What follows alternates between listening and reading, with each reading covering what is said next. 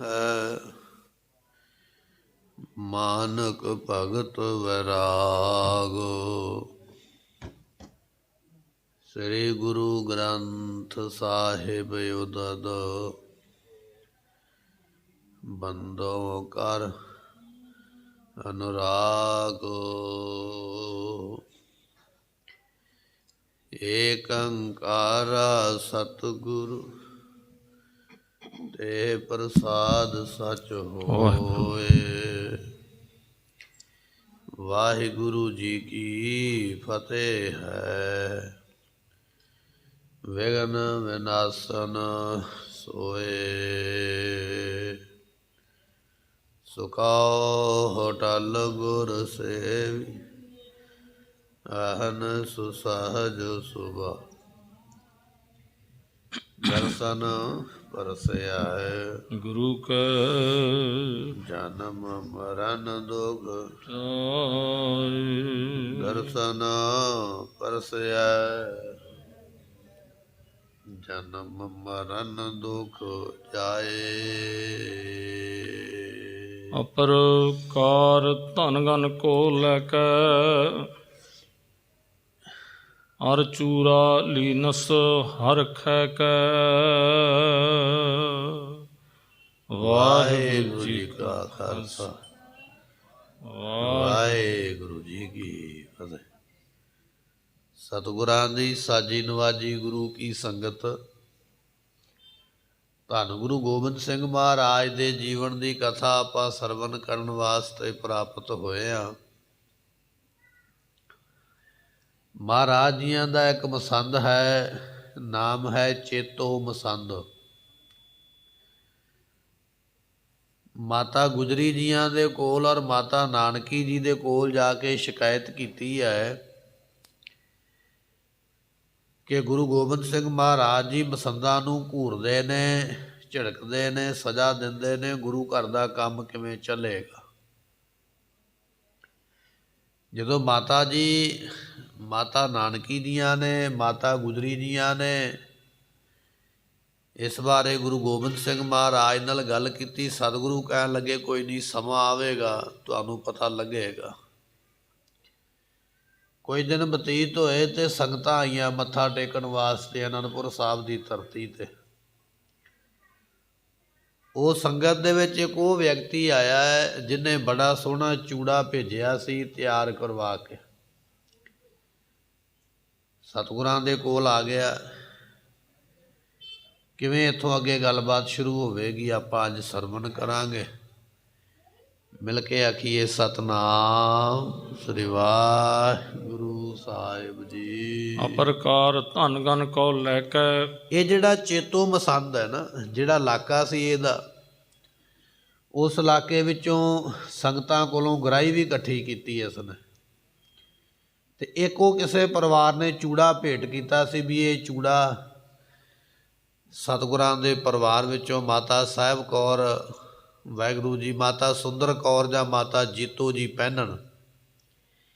ਇਸ ਤਰ੍ਹਾਂ ਦਾ ਸੋਹਣਾ ਚੂੜਾ ਕਿਸੇ ਨੇ ਲੈ ਕੇ ਭੇਜਿਆ। ਇਹ ਮਸੰਦ ਚੂੜਾ ਲੈ ਕੇ ਵੀ ਆ ਗਿਆ ਔਰ ਇਲਾਕੇ ਦੀ ਸੰਗਤ ਨੇ ਜਿਹੜੀ ਮਾਇਆ ਇਕੱਠੀ ਗਰਾਈ ਕੀਤੀ ਹੈ ਉਹ ਗਰਾਈ ਵੀ ਸਾਰੀ ਇਕੱਠੀ ਕਰਕੇ ਲਿਆਇਆ ਹੈ। ਹਰ ਚੂਰਾ ਲੀਨਸ ਹਰ ਖੈ ਕੈ। ਇਹ ਬੜਾ ਖੁਸ਼ ਹੋਇਆ ਵੀ ਇੰਨਾ ਸੋਹਣਾ ਚੂੜਾ, ਉਹਦੇ ਵਿੱਚ ਹੀਰੇ ਲੱਗੇ ਸਨ, ਨਗ ਲੱਗੇ ਸਨ, ਕੁਝ ਸੋਨਾ ਉਹਦੇ ਵਿੱਚ ਲੱਗਿਆ ਹੋਇਆ ਹੈ। ਆਨ ਅਨੰਦਪੁਰ ਵਿਖੇ ਪ੍ਰਵੇਸ਼ਾ। ਗੁਰਮੁਖੋ, ਇਹ ਜਿਹੜਾ ਮਸੰਦ ਹੈ ਨਾ ਚੇਤੋ, ਸਾਰਾ ਸਫ਼ਰ ਤੈਅ ਕਰਕੇ ਤੇ ਅਨੰਦਪੁਰ ਸਾਹਿਬ ਪਹੁੰਚ ਗਿਆ। ਹੁਣ ਅਨੰਦਪੁਰ ਸਾਹਿਬ ਹੀ ਗੁਰੂ ਗੋਬਿੰਦ ਸਿੰਘ ਮਹਾਰਾਜ ਬੈਠੇ ਨੇ ਅਤੇ ਅਨੰਦਪੁਰ ਸਾਹਿਬ ਹੀ ਇਸ ਮਸੰਦ ਦਾ ਘਰ ਹੈ। ਇਸ ਨੇ ਸੋਚਿਆ ਵੀ ਹੁਣ ਦਰਸ਼ਨ ਕਰਨ ਦਾ ਸਮਾਂ ਨਹੀਂ ਹੈ, ਦਰਸ਼ਨ ਕੱਲ੍ਹ ਨੂੰ ਕਰਾਂਗੇ, ਅੱਜ ਮੈਂ ਆਪਣੇ ਘਰ ਵਿੱਚ ਆਰਾਮ ਕਰਾਂ।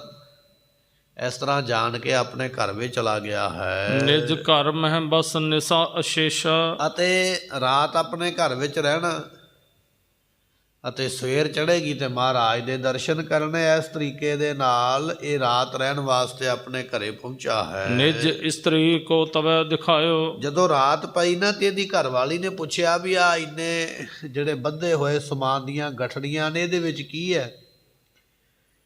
ਤੇ ਇਸ ਮਸੰਦ ਨੇ ਦੱਸਿਆ ਵੀ ਆਹ ਕੁਝ ਮਾਇਆ ਆਈ ਹੈ, ਆਹ ਕੁਝ ਬਸਤਰ ਆਏ ਸੰਗਤ ਵੱਲੋਂ। ਵੇਖਦਿਆਂ ਵੇਖਦਿਆਂ ਜਿੱਥੇ ਉਹ ਚੂੜਾ ਪਿਆ ਸੀ ਨਾ, ਇਸ ਮਸੰਦ ਦੀ ਘਰਵਾਲੀ ਦੀ ਨਿਗਾਹ ਵਿੱਚ ਉਹ ਚੂੜਾ ਆ ਗਿਆ। ਕਹਿਣ ਲੱਗੀ ਵੀ ਆਹ ਚੂੜਾ ਕਿੱਥੋਂ ਆਇਆ? ਤੇ ਫਿਰ ਇਸ ਨੂੰ ਵਿਖਾਉਣਾ ਪਿਆ, ਦੱਸਣਾ ਪਿਆ ਹੈ। ਦੇਖਤ ਹੀ ਤਹ ਚਿਤ ਬਿਰਮਾਇਓ। ਹੁਣ ਗੁਰਮੁਖੋ ਚੂੜਾ ਬੜਾ ਸੋਹਣਾ ਸੀ, ਗੈਂਡੇ ਦਾ ਉਹ ਬਣਿਆ ਹੋਇਆ ਸੀ। ਗੈਂਡੇ ਤੋਂ, ਜਿਹੜਾ ਗੈਂਡਾ ਜਾਨਵਰ ਹੈ ਨਾ, ਉਹਦੇ ਤੋਂ ਬਣਿਆ ਸੀ ਉਹ ਚੂੜਾ। ਉਹਦੇ ਵਿੱਚ ਕੁਝ ਮੋਤੀ ਲੱਗੇ ਸਨ, ਕੁਝ ਹੀਰੇ ਲੱਗੇ ਸਨ, ਕੁਝ ਸੋਨੇ ਦੇ ਕੋਕੇ ਵਗੈਰਾ ਲੱਗੇ ਸਨ ਉਹਦੇ ਵਿੱਚ। ਉਹ ਕਿਸੇ ਆਮ ਬੰਦੇ ਦੀ ਵੱਸ ਦੀ ਗੱਲ ਨਹੀਂ ਹੈ ਵੀ ਇਹੋ ਜਿਹਾ ਚੂੜਾ ਕੋਈ ਖਰੀਦ ਲਵੇ। ਕੋਈ ਵੱਡੇ ਤੋਂ ਵੱਡਾ, ਕੋਈ ਧਨਾੜ ਆਦਮੀ, ਕੋਈ ਅਮੀਰ ਆਦਮੀ ਜਿਹੜਾ ਹੈ ਨਾ, ਉਹੀ ਖਰੀਦ ਸਕਦਾ।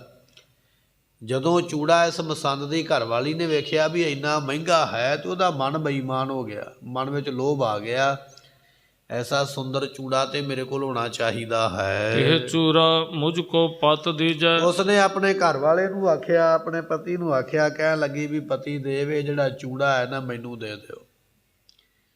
ਮਹਾਰਾਜ ਕੋਲ ਕਿਹੜਾ ਘਾਟਾ ਕਿਸੇ ਵਸਤੂ ਦਾ। ਉੱਥੇ ਤੇ ਬੇਅੰਤ ਅਣਗੰਢ ਵਸਤੂਆਂ ਆਉਂਦੀਆਂ। ਇਹ ਚੂੜਾ ਮੈਨੂੰ ਬੜਾ ਪਸੰਦ ਆਇਆ, ਬੜਾ ਚੰਗਾ ਲੱਗਾ, ਇਹ ਚੂੜਾ ਜਿਹੜਾ ਮੈਨੂੰ ਦੇ ਦੇਣਾ ਕਰੋ। ਮਹਾ ਅਮੋਲਕ ਰੁਚਰ ਲਖੀ ਜਾ। ਨਾਲ ਉਸਨੇ ਸਮਝਾਇਆ ਇਸਤਰੀ ਨੇ ਵੀ ਇਹ ਚੂੜਾ ਬੜੇ ਮਹਿੰਗੇ ਮੁੱਲ ਵਾਲਾ, ਕਿਉਂਕਿ ਬੰਦਿਆਂ ਨੂੰ ਜ਼ਿਆਦਾਤਰ ਇਹੋ ਜਿਹੇ ਸਮਾਨ ਦੀ ਕੋਈ ਬਹੁਤੀ ਕੀਮਤ ਦਾ ਜਾਂ ਬਹੁਤੀ ਜਾਣਕਾਰੀ ਦਾ ਪਤਾ ਨਹੀਂ ਹੁੰਦਾ। ਤੇ ਚੂੜਾ ਬੀਬੀਆਂ ਦਾ ਗਹਿਣਾ ਹੈ। ਬੀਬੀ ਨੇ ਪਛਾਣ ਲਿਆ, ਉਸ ਦੀ ਘਰਵਾਲੀ ਨੇ, ਵੀ ਇਹ ਚੂੜਾ ਕੋਈ ਆਮ ਨਹੀਂ, ਇਹ ਮਹਿੰਗਾ ਹੈ। ਆਪਾਂ ਇੰਨੀ ਮਹਿੰਗੀ ਚੀਜ਼ ਕਿਉਂ ਦੇਣੀ ਹੈ, ਆਪਾਂ ਹੀ ਰੱਖ ਲਈਏ। ਕਿਉਂਕਿ ਉਹ ਗਹਿਣੇ ਗੱਟੇ ਦੀ ਥੋੜ੍ਹੀ ਬਹੁਤੀ ਪਛਾਣ ਰੱਖਦੀ ਸੀ। ਮਹਿੰਗਾ ਚੂੜਾ ਵੇਖ ਕੇ ਉਸਨੇ ਹਿਸਾਬ ਲਾਇਆ, ਨਾਲੇ ਆਪਣੇ ਪਤੀ ਨੂੰ ਸਮਝਾਇਆ ਵੀ ਇੰਨਾ ਮਹਿੰਗਾ ਚੂੜਾ ਗੁਰੂ ਘਰ ਵਿੱਚ ਜਮ੍ਹਾਂ ਨਹੀਂ ਹੋਣਾ ਚਾਹੀਦਾ, ਕਿਉਂ ਨਾ ਮੈਂ ਇਸ ਨੂੰ ਰੱਖ ਲੈਣਾ ਕਰਾਂ। ਕਿ ਕਹੇ ਗਈ ਮਤ ਮਾਰੀ। ਜਦੋਂ ਘਰਵਾਲੀ ਨੇ ਆਖਿਆ ਵੀ ਇਹ ਚੂੜਾ ਮੈਨੂੰ ਹੀ ਚਾਹੀਦਾ, ਨਹੀਂ ਤੇ ਮੈਂ ਕਲੇਸ਼ ਕਰਾਂਗੀ, ਇਹਨੇ ਮਨ ਵਿੱਚ ਸੋਚਿਆ ਵੀ ਘਰੇ ਹੁਣ ਫਸਾਦ ਪਵੇਗਾ, ਝਗੜਾ ਪਵੇਗਾ, ਤੇ ਝਗੜਾ ਕਿਉਂ ਪਾਉਣਾ, ਗੁਰੂ ਨੂੰ ਕਿਹੜਾ ਪਤਾ, ਚਲੋ ਇਹ ਚੂੜਾ ਮੈਂ ਇਹਨੂੰ ਦੇ ਦਿੰਦਾ।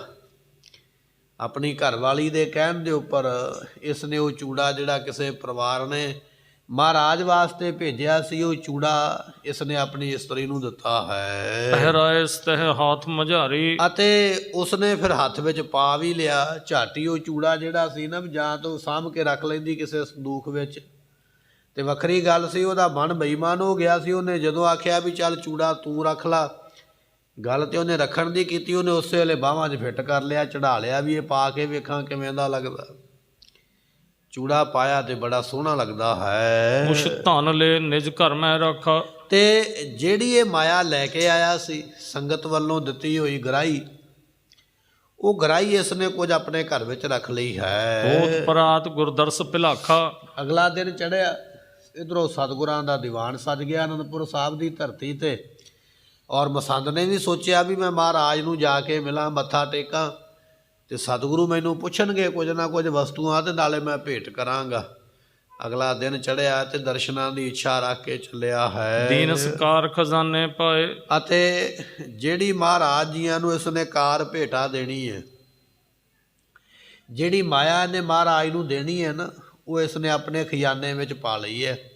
ਇਹ ਕੱਪੜੇ ਦੇ ਵਿੱਚ ਬੰਨ੍ਹ ਲਈ ਹੈ ਕਿ ਮਹਾਰਾਜ ਪੁੱਛਣਗੇ, ਮੰਗਣਗੇ, ਤੇ ਮੈਂ ਇਹ ਮਾਇਆ ਜਿਹੜੀ ਆ ਮਹਾਰਾਜ ਨੂੰ ਭੇਟ ਕਰ ਦਿਆਂਗਾ। ਰਹਿਓ ਸਮੀਪ ਬਹੁਰ ਤਿਸ ਭਾਏ। ਅਤੇ ਕਹਿਣ ਲੱਗੇ ਉਸ ਵੇਲੇ ਮਾਇਆ ਨਾਲ ਲੈ ਕੇ ਤੇ ਸਤਿਗੁਰਾਂ ਦੇ ਕੋਲ ਚੱਲ ਪਿਆ ਹੈ। ਜਿਸ ਸਿੱਖ ਨੇ ਚੂਰਾ ਕਰ ਦੀਨ। ਰਹਿਓ ਸਮੀਪ ਬਹੁਰ ਤਿਸ ਭਾਏ। ਇਸ ਨੇ ਉਹ ਮਾਇਆ ਲਿਆ ਕੇ ਮਹਾਰਾਜ ਨੂੰ ਭੇਟ ਕਰ ਦਿੱਤੀ, ਮਹਾਰਾਜ ਦੇ ਕੋਲ ਬੈਠ ਗਿਆ। ਹੁਣ ਗੁਰਮੁਖੋ, ਜਿਹਨੇ ਸਿੱਖ ਨੇ ਚੂੜਾ ਦਿੱਤਾ ਸੀ ਨਾ ਮਹਿੰਗੇ ਮੁੱਲ ਵਾਲਾ, ਕਹਿਣ ਲੱਗੇ ਉਹ ਜਿਹੜਾ ਸਿੱਖ ਹੈ ਸੋ ਆਇਓ ਦਰਸ਼ਨ ਇਛਕੀਨ। ਉਸਨੇ ਦਰਸ਼ਨਾਂ ਦੀ ਇੱਛਾ ਰੱਖੀ। ਹੁਣ ਕੋਈ ਆਪਾਂ ਵਸਤੂ ਭੇਜੀਏ ਕਿਤੇ ਵੱਡੇ ਸਥਾਨ ਤੇ ਫਿਰ ਆਪਾਂ ਜਾ ਕੇ ਦੇਖਦੇ ਹੀ ਆ ਨਾ ਵੀ ਮੈਂ ਵਸਤੂ ਭੇਜੀ ਹੈ। ਉਹਨੇ ਚੂੜਾ ਭੇਜਿਆ ਸੀ, ਉਹ ਕੁਝ ਮਹੀਨਿਆਂ ਬਾਅਦ ਆ ਗਿਆ ਅਨੰਦਪੁਰ ਸਾਹਿਬ ਦੀ ਧਰਤੀ ਤੇ। ਚਲੋ ਮੇਰੀ ਭੇਟ ਮਹਾਰਾਜ ਨੂੰ ਪਹੁੰਚੀ ਹੈ, ਮੈਂ ਪੁੱਛਿਆ ਵਾਂ। ਕਹਿਣ ਲੱਗੇ ਵੀ ਉਹ ਸਿੱਖ ਜਿਹਨੇ ਚੂੜਾ ਭੇਟ ਕੀਤਾ ਸੀ ਉਹ ਵੀ ਅਨੰਦਪੁਰ ਸਾਹਿਬ ਆ ਗਿਆ ਹੈ। ਪ੍ਰਥਮ ਮਿਲਿਓ ਚੇਤੋ ਕੇ ਸਾਥ। ਤੇ ਗੁਰੂ ਪਾਤਸ਼ਾਹ ਦੇ ਕੋਲ ਆਉਣ ਤੋਂ ਪਹਿਲਾਂ ਉਹ ਜਿਹੜਾ ਸਿੱਖ ਸੀ ਚੇਤੋ ਮਸੰਦ ਨੂੰ ਮਿਲਿਆ, ਕਿਉਂਕਿ ਗੁਰੂ ਪਾਤਸ਼ਾਹ ਦੇ ਕੋਲ ਤੇ ਆਉਣਾ ਸੰਗਤ ਦੇ ਰੂਪ ਦੇ ਵਿੱਚ, ਤੇ ਚੇਤੋ ਮਸੰਦ ਇਹਨਾਂ ਦੇ ਘਰਾਂ ਵਿੱਚ ਜਾਂਦਾ ਸੀ ਗ੍ਰਾਹੀ ਲੈਣ ਵਾਸਤੇ, ਉਹਦੇ ਨਾਲ ਨਿੱਜੀ ਜਾਣ ਪਛਾਣ ਸੀ। ਸਿੱਖ ਨੇ ਸੋਚਿਆ ਵੀ ਪਹਿਲਾਂ ਮਸੰਦ ਨੂੰ ਮਿਲਾ ਜਿਹਨੂੰ ਮੈਂ ਚੂੜਾ ਦਿੱਤਾ, ਨਾਲੇ ਉਹਦੀ ਖੈਰ ਸੁੱਖ ਪੁੱਛਾਂਗਾ, ਨਾਲੇ ਜਲ ਪਾਣੀ ਛਕਾਂਗਾ, ਤੇ ਫਿਰ ਮਹਾਰਾਜ ਦੇ ਦਰਸ਼ਨ ਕਰਾਂਗਾ, ਤੇ ਨਾਲੇ ਉਹਦੇ ਮਨ ਵਿੱਚ ਇਹ ਹੈ ਵੀ ਚਲੋ ਮੇਰਾ ਮਾਣ ਸਨਮਾਨ ਵੀ ਹੋਵੇਗਾ ਵੀ ਮੈਂ ਇੰਨਾ ਮਹਿੰਗਾ ਚੂੜਾ ਲੈ ਕੇ ਭੇਜਿਆ ਗੁਰੂ ਘਰ, ਮੇਰੀ ਥੋੜ੍ਹੀ ਬਹੁਤੀ ਪੁੱਛ ਗਿੱਛ ਹੋਵੇਗੀ। ਇਹ ਮਨ ਵਿੱਚ ਵਿਚਾਰ ਕੇ ਪਹਿਲਾਂ ਉਹ ਸਿੱਖ ਜਿਹਨੇ ਚੂੜਾ ਭੇਟ ਕੀਤਾ ਸੀ ਚੇਤੋ ਮਸੰਦ ਦੇ ਕੋਲ ਗਿਆ ਹੈ। ਬੂਝਨ ਕੀਨ ਭੇਟ ਕੀ ਗਾਥ, ਤੇ ਉਸਨੇ ਜਾ ਕੇ ਨਮਸਕਾਰ ਕੀਤੀ ਹੈ, ਤੇ ਚੇਤੋ ਨੇ ਪਛਾਣ ਲਿਆ ਵੀ ਇਹ ਤੇ ਬੰਦਾ ਉਹ ਹੈ ਜਿਹਨੇ ਚੂੜਾ ਭੇਟ ਕੀਤਾ ਸੀ। ਦੋਨਾਂ ਦੇ ਵੱਲੋਂ ਸੁੱਖ ਸ਼ਾਂਤ ਪੁੱਛੀ ਗਈ ਵੀ ਤੇਰਾ ਕੀ ਹਾਲ ਹੈ, ਤੇਰੇ ਪਰਿਵਾਰ ਦਾ ਕੀ ਹਾਲ ਹੈ, ਕੰਮਕਾਰ ਕਿਵੇਂ ਚੱਲਦਾ। ਇਹ ਪੁੱਛ ਪੜਤਾਲ ਹੋਈ ਹੈ, ਪੁੱਛ ਗਿੱਛ ਹੋਈ ਹੈ। ਇਹ ਪੁੱਛਣ ਤੋਂ ਮਗਰੋਂ ਫਿਰ ਉਸਨੇ ਪੁੱਛਿਆ ਵੀ ਉਹ ਜਿਹੜੀ ਮੈਂ ਭੇਟਾ ਦਿੱਤੀ ਸੀ ਚੂੜਾ, ਕੀ ਉਹ ਮਹਾਰਾਜ ਨੂੰ ਭੇਜ ਦਿੱਤਾ, ਪਹੁੰਚ ਗਿਆ। ਆਪਣੇ ਚੂੜੇ ਬਾਰੇ ਪੁੱਛਣ ਲੱਗਾ ਹੈ। ਗੁਰ ਢਿੱਗ ਕਰੀ ਕਿ ਨਹੀਂ ਪੁਚਾਵਨ, ਗੁਰੂ ਪਾਤਸ਼ਾਹ ਨੂੰ ਉਹ ਮੇਰਾ ਚੂੜਾ ਭੇਜ ਦਿੱਤਾ ਹੈ ਕਿ ਨਹੀਂ ਭੇਜਿਆ, ਗੁਰੂ ਦੇ ਖਜ਼ਾਨੇ ਵਿੱਚ ਉਹ ਜਮ੍ਹਾਂ ਹੋ ਗਿਆ ਕਿ ਨਹੀਂ ਹੋਇਆ, ਉਹ ਚੂੜਾ ਕਿੱਥੇ ਪਹੁੰਚਿਆ ਹੈ, ਇਸਨੇ ਪੁੱਛਿਆ ਹੈ। ਮੈਂ ਜੋ ਦਇਓ ਧਾਰ ਮਨ ਭਾਵਨ, ਮੈਂ ਬੜੀ ਭਾਵਨਾ ਦੇ ਨਾਲ, ਬੜੀ ਸ਼ਰਧਾ ਦੇ ਨਾਲ ਗੁਰੂ ਘਰ ਦੇ ਵਿੱਚ ਉਹ ਭੇਟ ਕੀਤਾ ਹੈ ਚੂੜਾ, ਤੇ ਉਹ ਚੂੜਾ ਮੇਰਾ ਥਾਂ ਪਹੁੰਚਿਆ ਕਿ ਨਹੀਂ ਪਹੁੰਚਿਆ, ਇਹਦੇ ਬਾਰੇ ਪੁੱਛਦਾ ਹੈ। ਸੁਣ ਚੇਤੋ ਕਹਿਓ ਤੈਂ ਜੋ ਦੀਨ, ਸੋ ਉਸ ਵੇਲੇ ਚੇਤੋ ਮਸੰਦ ਨੇ ਸੁਣੀ ਗੱਲ ਇਹ ਸਿੱਖ ਦੀ, ਤੇ ਫਿਰ ਚੇਤੋ ਨੇ ਜਵਾਬ ਦਿੱਤਾ, ਕਹਿਣ ਲੱਗਾ ਫਿਕਰ ਨਾ ਕਰ, ਜਿਹੜੀਆਂ ਜਿਹੜੀਆਂ ਤੂੰ ਵਸਤੂਆਂ ਜਾਂ ਹੋਰਾਂ ਸੰਗਤਾਂ ਨੇ ਵਸਤੂਆਂ ਮੈਨੂੰ ਦਿੱਤੀਆਂ ਸਨ ਮੈਂ ਲੈ ਕੇ ਆਇਆ ਹਾਂ, ਸੋ ਮੈਂ ਗੁਰੂ ਅਰਪ ਬੋ ਕੀਨ, ਉਹ ਸਾਰੀਆਂ ਵਸਤੂਆਂ ਮੈਂ ਗੁਰੂ ਨੂੰ ਭੇਟ ਕਰ ਦਿੱਤੀਆਂ। ਕੱਲਾ ਤੇਰਾ ਹੀ ਚੂੜਾ ਨਹੀਂ, ਹੋਰ ਵੀ ਸੰਗਤਾਂ ਨੇ ਜੋ ਮੈਨੂੰ ਦਿੱਤੀਆਂ ਸੀ ਵਸਤੂਆਂ ਲਿਆ ਕੇ, ਕਿਸੇ ਨੇ ਮਾਇਆ, ਕਿਸੇ ਨੇ ਕੰਬਲ, ਕਿਸੇ ਨੇ ਖੇਸ, ਕਿਸੇ ਨੂੰ ਕੋਈ ਚਾਦਰ, ਹੋਰ ਕੋਈ ਦੁਪੱਟਾ ਵਗੈਰਾ, ਜੋ ਕੁਝ ਮੇਰੇ ਕੋਲ ਆਇਆ ਮੈਂ ਸਾਰਾ ਗੁਰੂ ਨੂੰ ਭੇਟ ਕਰ ਦਿੱਤਾ ਹੈ। ਬਹੁਤ ਖੁਸ਼ੀ ਗੁਰ ਕੀ ਤਬ ਹੋਏ, ਇੰਨੀ ਗੱਲ ਕਹਿ ਕੇ ਨਾਲ ਇਹ ਗੱਲ ਕਹੀ ਵੀ ਗੁਰੂ ਪਾਤਸ਼ਾਹ ਤੇਰੇ ਤੇ ਬੜੇ ਖੁਸ਼ ਨੇ। ਸਤਿਗੁਰਾਂ ਨੇ ਚੂੜਾ ਵੇਖਿਆ, ਮਹਾਰਾਜ ਬੜੇ ਖੁਸ਼ ਹੋਏ, ਸਤਿਗੁਰਾਂ ਨੇ ਤੇਰੇ ਤੇ ਬੜੀਆਂ ਖੁਸ਼ੀਆਂ ਕੀਤੀਆਂ, ਬੜੇ ਬਚਨ ਮਹਾਰਾਜ ਨੇ ਤੈਨੂੰ ਵਡਿਆਈ ਦੇ ਬਖਸ਼ੇ ਹਨ। ਸੁਖ ਭੋਗੋ ਨਹਿ ਸੰਸੈ ਕੋਈ, ਸਤਿਗੁਰਾਂ ਨੇ ਆਖਿਆ ਸੀ ਚੂੜਾ ਵੇਖ ਕੇ ਕਿ ਜਿਹੜੇ ਸਿੱਖ ਨੇ ਚੂੜਾ ਭੇਜਿਆ ਨਾ ਉਹ ਸੁਖ ਪ੍ਰਾਪਤ ਕਰੇਗਾ। ਹੁਣ ਗੁਰਮੁਖੋ ਚੂੜਾ ਤੇ ਜੇ ਮਹਾਰਾਜ ਤੱਕ ਪਹੁੰਚਿਆ ਹੀ ਨਹੀਂ, ਪਰ ਇਹ ਆਪਣੇ ਕੋਲੋਂ ਹੀ ਕਹਿ ਰਿਹਾ ਕਿ ਮਹਾਰਾਜ ਨੇ ਤੇਰਾ ਚੂੜਾ ਵੇਖ ਕੇ ਆਖਿਆ ਜਿਹਨੇ ਇਹ ਚੂੜਾ ਭੇਜਿਆ ਹੈ ਉਹ ਲੋਕ ਤੇ ਪਰਲੋਕ ਦੇ ਸੁਖ ਪ੍ਰਾਪਤ ਕਰੇਗਾ। ਕੂਰ ਕਹਿਓ ਮੂਰਖ ਨੇ ਜਬੈ, ਫਿਰ ਪੜਿਓ, ਕੂਰ ਕਹਿਓ ਮੂਰਖ ਨੇ ਜਬੈ, ਕਹਿਣ ਲੱਗੇ ਵੀ ਇਸ ਮੂਰਖ ਬੰਦੇ ਨੇ ਚੇਤੋ ਮਸੰਦ ਨੇ ਆਖਿਆ ਝੂਠ ਹੀ ਹੈ, ਇਹ ਬਚਨ ਸੱਚ ਨਹੀਂਗਾ, ਕਿਉਂਕਿ ਮਹਾਰਾਜ ਕੋਲ ਤੇ ਚੂੜਾ ਪਹੁੰਚਿਆ ਹੀ ਨਹੀਂ। ਜਦੋਂ ਵਸਤੂ ਹੀ ਨਹੀਂ ਪਹੁੰਚੀ ਹੈ ਤੇ ਮਹਾਰਾਜ ਕਿਵੇਂ ਕਹਿਣਗੇ ਵੀ ਤੇਰਾ ਭਲਾ ਲੋਕ ਪਰਲੋਕ ਦਾ ਹੋਵੇ। ਇਸ ਮਸੰਦ ਨੇ ਝੂਠ ਬਚਨ ਆਖਿਆ ਹੈ। ਚਿੰਤਾ ਵਿਆਪੀ ਚਿਤ ਅਤ ਤਵੈ, ਤੇ ਕਹਿਣ ਲੱਗੇ ਵੀ ਉਹ ਚਿੰਤਾ ਪੈਦਾ ਹੋ ਗਈ ਉਹਦੇ ਮਨ ਵਿੱਚ, ਭਾਵੇਂ ਉਹਨੇ ਸਿੱਖ ਨੂੰ ਕਹਿ ਦਿੱਤਾ ਵੀ ਤੇਰਾ ਚੂੜਾ ਮੈਂ ਗੁਰੂ ਘਰ ਭੇਜ ਦਿੱਤਾ, ਇਹ ਵੀ ਕਹਿ ਦਿੱਤਾ ਕਿ ਮਹਾਰਾਜ ਤੇਰੇ ਤੇ ਬੜੇ ਖੁਸ਼ ਨੇ, ਸਿੱਖ ਨੂੰ ਤੇ ਕਹਿ ਦਿੱਤਾ, ਪਰ ਇਹਦੇ ਆਪਣੇ ਮਨ ਵਿੱਚ ਚਿੰਤਾ ਪੈਦਾ ਹੋ ਗਈ, ਫਿਕਰ ਪੈਦਾ ਹੋਇਆ ਹੈ। ਅਸ ਚੂਰਾ ਬਹੁ ਮੁੱਲਾ ਸੁੰਦਰ, ਮਨ ਵਿੱਚ ਸੋਚਦਾ ਹੈ ਵੀ ਇਹ ਚੂੜਾ ਤੇ ਬਹੁਤ ਮਹਿੰਗੇ ਮੁੱਲ ਵਾਲਾ ਸੀ ਜਿਹੜਾ ਇਸ ਨੇ ਮੈਨੂੰ ਦਿੱਤਾ ਹੈ। ਅਪਰ ਨਹੀਂ ਸਿੱਖੀ ਕੇ ਅੰਦਰ, ਹੋਰ ਕਿਸੇ ਸਿੱਖ ਦੇ ਕੋਲ ਐਸਾ ਚੂੜਾ ਕਿਸੇ ਨੇ ਭੇਜਿਆ ਹੀ ਨਹੀਂ। ਇੱਕ ਤੋਂ ਹੁੰਦਾ ਨਾ, ਮੰਨ ਲਓ ਕੰਬਲ ਖੇਸ ਆਏ, ਇੱਕ ਨੇ ਦਿੱਤਾ, ਦੂਜੇ ਨੇ ਵੀ ਦਿੱਤਾ, 5-7 ਖੇਸ ਕੰਬਲ ਆ ਗਏ, ਤੇ ਫਿਰ ਤਾਂ ਚਲੋ ਗਿਣਤੀ ਵਿੱਚ ਗਿਣਤੀ ਰਲ ਗਈ ਵੀ ਹਾਂ ਖੇਸ ਆ ਗਿਆ ਨੇ, ਕੰਬਲ ਆ ਗਏ ਨੇ, ਚੂੜਾ ਇੱਕੋ ਹੀ ਸੀ, ਉਹਦੇ ਨਾਲ ਦਾ ਦੂਜਾ ਚੂੜਾ ਕਿਸੇ ਨੇ ਦਿੱਤਾ ਹੀ ਨਹੀਂ। ਇਹ ਮਨ ਵਿੱਚ ਸੋਚਦਾ ਪਿਆ ਵੀ ਚੂੜਾ ਇੱਕ ਸੀ, ਉਹ ਵੀ ਮਹਾਰਾਜ ਕੋਲ ਨਹੀਂ ਪਹੁੰਚਾ, ਹੋਰ ਕਿਸੇ ਨੇ ਚੂੜਾ ਭੇਟ ਨਹੀਂ ਕੀਤਾ। ਜੇ ਇਹਨੇ ਮਹਾਰਾਜ ਨੂੰ ਪੁੱਛ ਲਿਆ ਜਾ ਕੇ ਤੇ ਚੂੜਾ ਤੇ ਇੱਕ ਵਿਸ਼ੇਸ਼ ਵਸਤੂ ਹੈ ਨਾ, ਜੇ ਆਈ ਹੁੰਦੀ ਤੇ ਪਤਾ ਲੱਗ ਜਾਣਾ ਸੀ। ਉਹ ਇੱਕੋ ਹੀ ਚੂੜਾ ਵੀ ਭੇਟ ਨਹੀਂ ਹੋਇਆ ਹੈ। ਸਤਿਗੁਰ ਨਿਕਟ ਜਾਏ ਮਤ ਕਹੈ। ਮਤਾਂ ਕਿਤੇ ਗੁਰੂ ਕੋਲ ਹੀ ਨਾ ਕਹਿ ਦੇਵੇ। ਅਜੇ ਉਹਨੇ ਗੁਰੂ ਨੂੰ ਦੱਸਿਆ ਨਹੀਂ, ਅਜੇ ਉਹਨੇ ਇਹਨੂੰ ਹੀ ਪੁੱਛਿਆ ਵੀ ਤੈਨੂੰ ਚੂੜਾ ਦਿੱਤਾ ਸੀ ਉਹ ਕਿੱਥੇ ਹੈ। ਇਹਦੇ ਮਨ ਵਿੱਚ ਡਰ ਪੈਦਾ ਹੋ ਗਿਆ, ਇਹ ਕਿਤੇ ਮਹਾਰਾਜ ਨੂੰ ਜਾ ਕੇ ਨਾ ਪੁੱਛ ਲੈਣਾ ਕਰੇ। ਤੋ ਮਮ ਭੇਤ ਸਗਲ ਜਨ ਲਹੈ। ਜੇ ਇਹਨੇ ਮਹਾਰਾਜ ਨੂੰ ਪੁੱਛ ਲਿਆ ਚੂੜੇ ਬਾਰੇ ਤੇ ਸਤਿਗੁਰਾਂ ਨੇ ਕਹਿਣਾ ਵੀ ਚੂੜਾ ਜਮਾ ਨਹੀਂ ਹੋਇਆ, ਤੇ ਮੇਰਾ ਭੇਦ ਖੁੱਲ ਜਾਣਾ, ਮੇਰਾ ਪਾਜ ਖੁੱਲ ਜਾਣਾ, ਮੇਰੀ ਸਾਰੀ ਗੱਲ ਦਾ ਪਤਾ ਲੱਗ ਜਾਣਾ ਹੈ। ਜਾਂ ਤੇ ਯਤਨ ਕਰੋ ਅਬ ਐਸੇ। ਇਸ ਕਰਕੇ ਮੈਨੂੰ ਕੋਈ ਨਾ ਯਤਨ ਕਰਨਾ ਚਾਹੀਦਾ ਹੈ। ਚੇਤੋ ਮਸੰਦ ਮਨ ਵਿੱਚ ਡਰ ਗਿਆ ਵੀ ਚੂੜਾ ਇਹਨੇ ਦਿੱਤਾ ਜ਼ਰੂਰ ਹੈ, ਮੈਂ ਗੁਰੂ ਨੂੰ ਦਿੱਤਾ ਨਹੀਂ, ਮਹਾਰਾਜ ਕੋਲ ਚੂੜਾ ਪਹੁੰਚਿਆ ਨਹੀਂ। ਜੇ ਇਹਨੇ ਮਹਾਰਾਜ ਨੂੰ ਪੁੱਛ ਲਿਆ ਤੇ ਕੰਮ ਖਰਾਬ ਹੋ ਜਾਏਗਾ। ਉਸ ਵੇਲੇ ਮਨ ਵਿੱਚ ਸੋਚ ਕੇ ਇਹ ਸਿੱਖ ਗੁਰ ਢਿਗ ਜਾਏ ਨਾ ਜੈਸੇ। ਇਸਨੇ ਕੀ ਕੀਤਾ, ਇੱਕ ਇਹੋ ਜਿਹੀ ਵਿਉਂਤ ਬਣਾਈ ਹੈ, ਇਹ ਸਿੱਖ ਮਹਾਰਾਜ ਕੋਲ ਜਾਵੇ ਹੀ ਨਾ। ਜੇ ਜਾਵੇਗਾ ਤੇ ਤਾਂ ਹੀ ਪੁੱਛੇਗਾ ਨਾ, ਮਹਾਰਾਜ ਕੋਲ ਜਾਵੇ ਹੀ ਨਾ। ਕੋਈ ਇਹੋ ਜਿਹਾ ਮੈਂ ਬਣਾਵਾਂ, ਪ੍ਰੋਗਰਾਮ ਬਣਾਵਾਂ, ਕੋਈ ਇਹੋ ਜਿਹੀ ਸਕੀਮ ਬਣਾਵਾਂ, ਇਹ ਬਾਹਰ ਦੀ ਬਾਹਰ ਹੀ ਮੁੜ ਜਾਵੇ, 10ਵੇਂ ਪਾਤਸ਼ਾਹ ਦੇ ਮੱਥੇ ਹੀ ਨਾ ਲੱਗੇ। ਜਦੋਂ ਇਹ ਮੱਥੇ ਨਹੀਂ ਲੱਗੇਗਾ ਤੇ ਮਹਾਰਾਜ ਦੇ ਕੋਲੋਂ ਪੁੱਛਣਾ ਨਹੀਂ, ਜੇ ਪੁੱਛਿਆ ਨਹੀਂ ਤੇ ਪਤਾ ਨਹੀਂ ਲੱਗਣਾ। ਇਹ ਬਸੰਤ ਨੇ ਸਲਾਹ ਬਣਾਈ ਹੈ। ਮਿਲਿਓ ਸੋ ਦਵਾਰਪਾਲ ਸੰਗ ਜਾਏ। ਉਸ ਵੇਲੇ ਜਿਹੜਾ ਦਵਾਰਪਾਲ ਸੀ ਨਾ, ਦਰਵਾਜ਼ੇ ਵਾਲਾ, ਮਹਾਰਾਜ ਦੇ ਸਮੇਂ ਨਾ ਦਰਵਾਜ਼ੇ ਤੇ ਪਹਿਰਾ ਲੱਗਦਾ ਸੀ। ਜਿਹਨੇ ਕਿਸੇ ਨੇ ਮਿਲਣਾ ਹੁੰਦਾ ਉਹਨੇ ਪਹਿਲਾਂ ਪਹਿਰੇਦਾਰ ਨੂੰ ਪੁੱਛਣਾ ਹੁੰਦਾ ਵੀ ਸਤਿਗੁਰਾਂ ਨੂੰ ਮਿਲਣਾ ਚਾਹੁੰਦਾ। ਫਿਰ ਉਹ ਪਹਿਰੇਦਾਰ ਆ ਕੇ ਮਹਾਰਾਜ ਨੂੰ ਪੁੱਛਦੇ ਸਨ ਵੀ ਫਲਾਣਾ ਬੰਦਾ ਮਿਲਣ ਵਾਸਤੇ ਆਇਆ। ਜੋ ਅੱਗੋਂ ਹੁਕਮ ਹੋਣਾ ਉਸ ਮੁਤਾਬਕ ਹੀ ਬੰਦਾ ਮਿਲ ਸਕਦਾ ਸੀ। ਦੀਵਾਨ ਤੋਂ ਆਸੇ ਪਾਸੇ ਜਦੋਂ ਦੀਵਾਨ ਸਜਿਆ ਉਦੋਂ ਤੋਂ ਜਿਹੜੀ ਮਰਜ਼ੀ ਸੰਗਤ ਆ ਸਕਦੀ ਹੈ, ਪਰ ਜਦੋਂ ਦੀਵਾਨ ਸਮਾਪਤ ਹੋ ਗਿਆ ਨਾ ਸਵੇਰ ਸ਼ਾਮ ਦਾ, ਕਿਸੇ ਨੇ ਦੁਪਹਿਰੇ ਮਿਲਣਾ ਜਾਂ ਕਿਸੇ ਨੇ ਰਾਤ ਨੂੰ ਮਿਲਣਾ, ਤੇ ਉਹ ਆਪਣੇ ਆਪ ਨਹੀਂ ਸੀ ਕੋਈ ਮਿਲ ਸਕਦਾ, ਉਹਨੂੰ ਪੁੱਛਣਾ ਪੈਂਦਾ ਸੀ ਦਵਾਰਪਾਲ ਨੂੰ ਆ ਕੇ, ਦਰਵਾਜ਼ੇ ਵਾਲੇ ਸੇਵਾਦਾਰ ਨੂੰ ਵੀ ਮਹਾਰਾਜ ਦੀ ਆਗਿਆ ਲਓ, ਮੈਂ ਮਿਲਣਾ ਚਾਹੁੰਦਾ। ਹੁਣ ਚੇਤੋ ਮਸੰਦ ਨੇ ਸੋਚਿਆ ਵੀ ਇਹ ਲੰਘੇਗਾ ਤੇ ਦਰਵਾਜ਼ੇ ਵਿੱਚੋਂ ਹੀ ਨਾ ਮਹਾਰਾਜ ਕੋਲ ਜਾਣ ਵਾਸਤੇ। ਜਿਹੜਾ ਦਰਵਾਜ਼ੇ ਤੇ ਪਹਿਰੇਦਾਰ ਖਲੋਤਾ ਸੀ, ਇਹਨੇ ਆਪਣੀ ਜੇਬ ਦੇ ਵਿੱਚੋਂ ਕੁਝ ਧਨ ਕੱਢਿਆ ਤੇ ਉਹਦੇ ਹੱਥ ਰੱਖਿਆ, ਕਹਿਣ ਲੱਗਾ ਵੀ ਆ ਪਹਿਰੇਦਾਰਾ, ਉਹ ਫਲਾਣਾ ਬੰਦਾ ਜਿਹੜਾ ਨਾ ਦਰਵਾਜ਼ੇ ਤੋਂ ਅੰਦਰ ਨਹੀਂ ਜਾਣਾ ਚਾਹੀਦਾ। ਜਿਹੜੇ ਸਿੱਖ ਨੇ ਚੂੜਾ ਦਿੱਤਾ ਨਾ ਉਹ ਵਿਖਾ ਦਿੱਤਾ ਪਹਿਰੇਦਾਰ ਨੂੰ ਵੀ ਪਹਿਰੇਦਾਰ ਉਹ ਜਿਹੜਾ ਸਾਹਮਣੇ ਬੰਦਾ ਹੈ, ਜਦੋਂ ਮੱਥਾ ਟੇਕਣ ਅੰਦਰ ਆਵੇ ਤੂੰ ਰੋਕ ਲੈਣਾ ਉਹਨੂੰ, ਤੇ ਕੋਈ ਨਾ ਕੋਈ ਬਹਾਨਾ ਲਾ ਕੇ ਪਿੱਛੇ ਮੋੜਨਾ, ਅੰਦਰ ਨਾ ਜਾਵੇ, ਨਾ ਮਹਾਰਾਜ ਕੋਲ ਜਾਵੇ ਤੇ ਨਾ ਹੀ ਜਾ ਕੇ ਦੱਸੇ।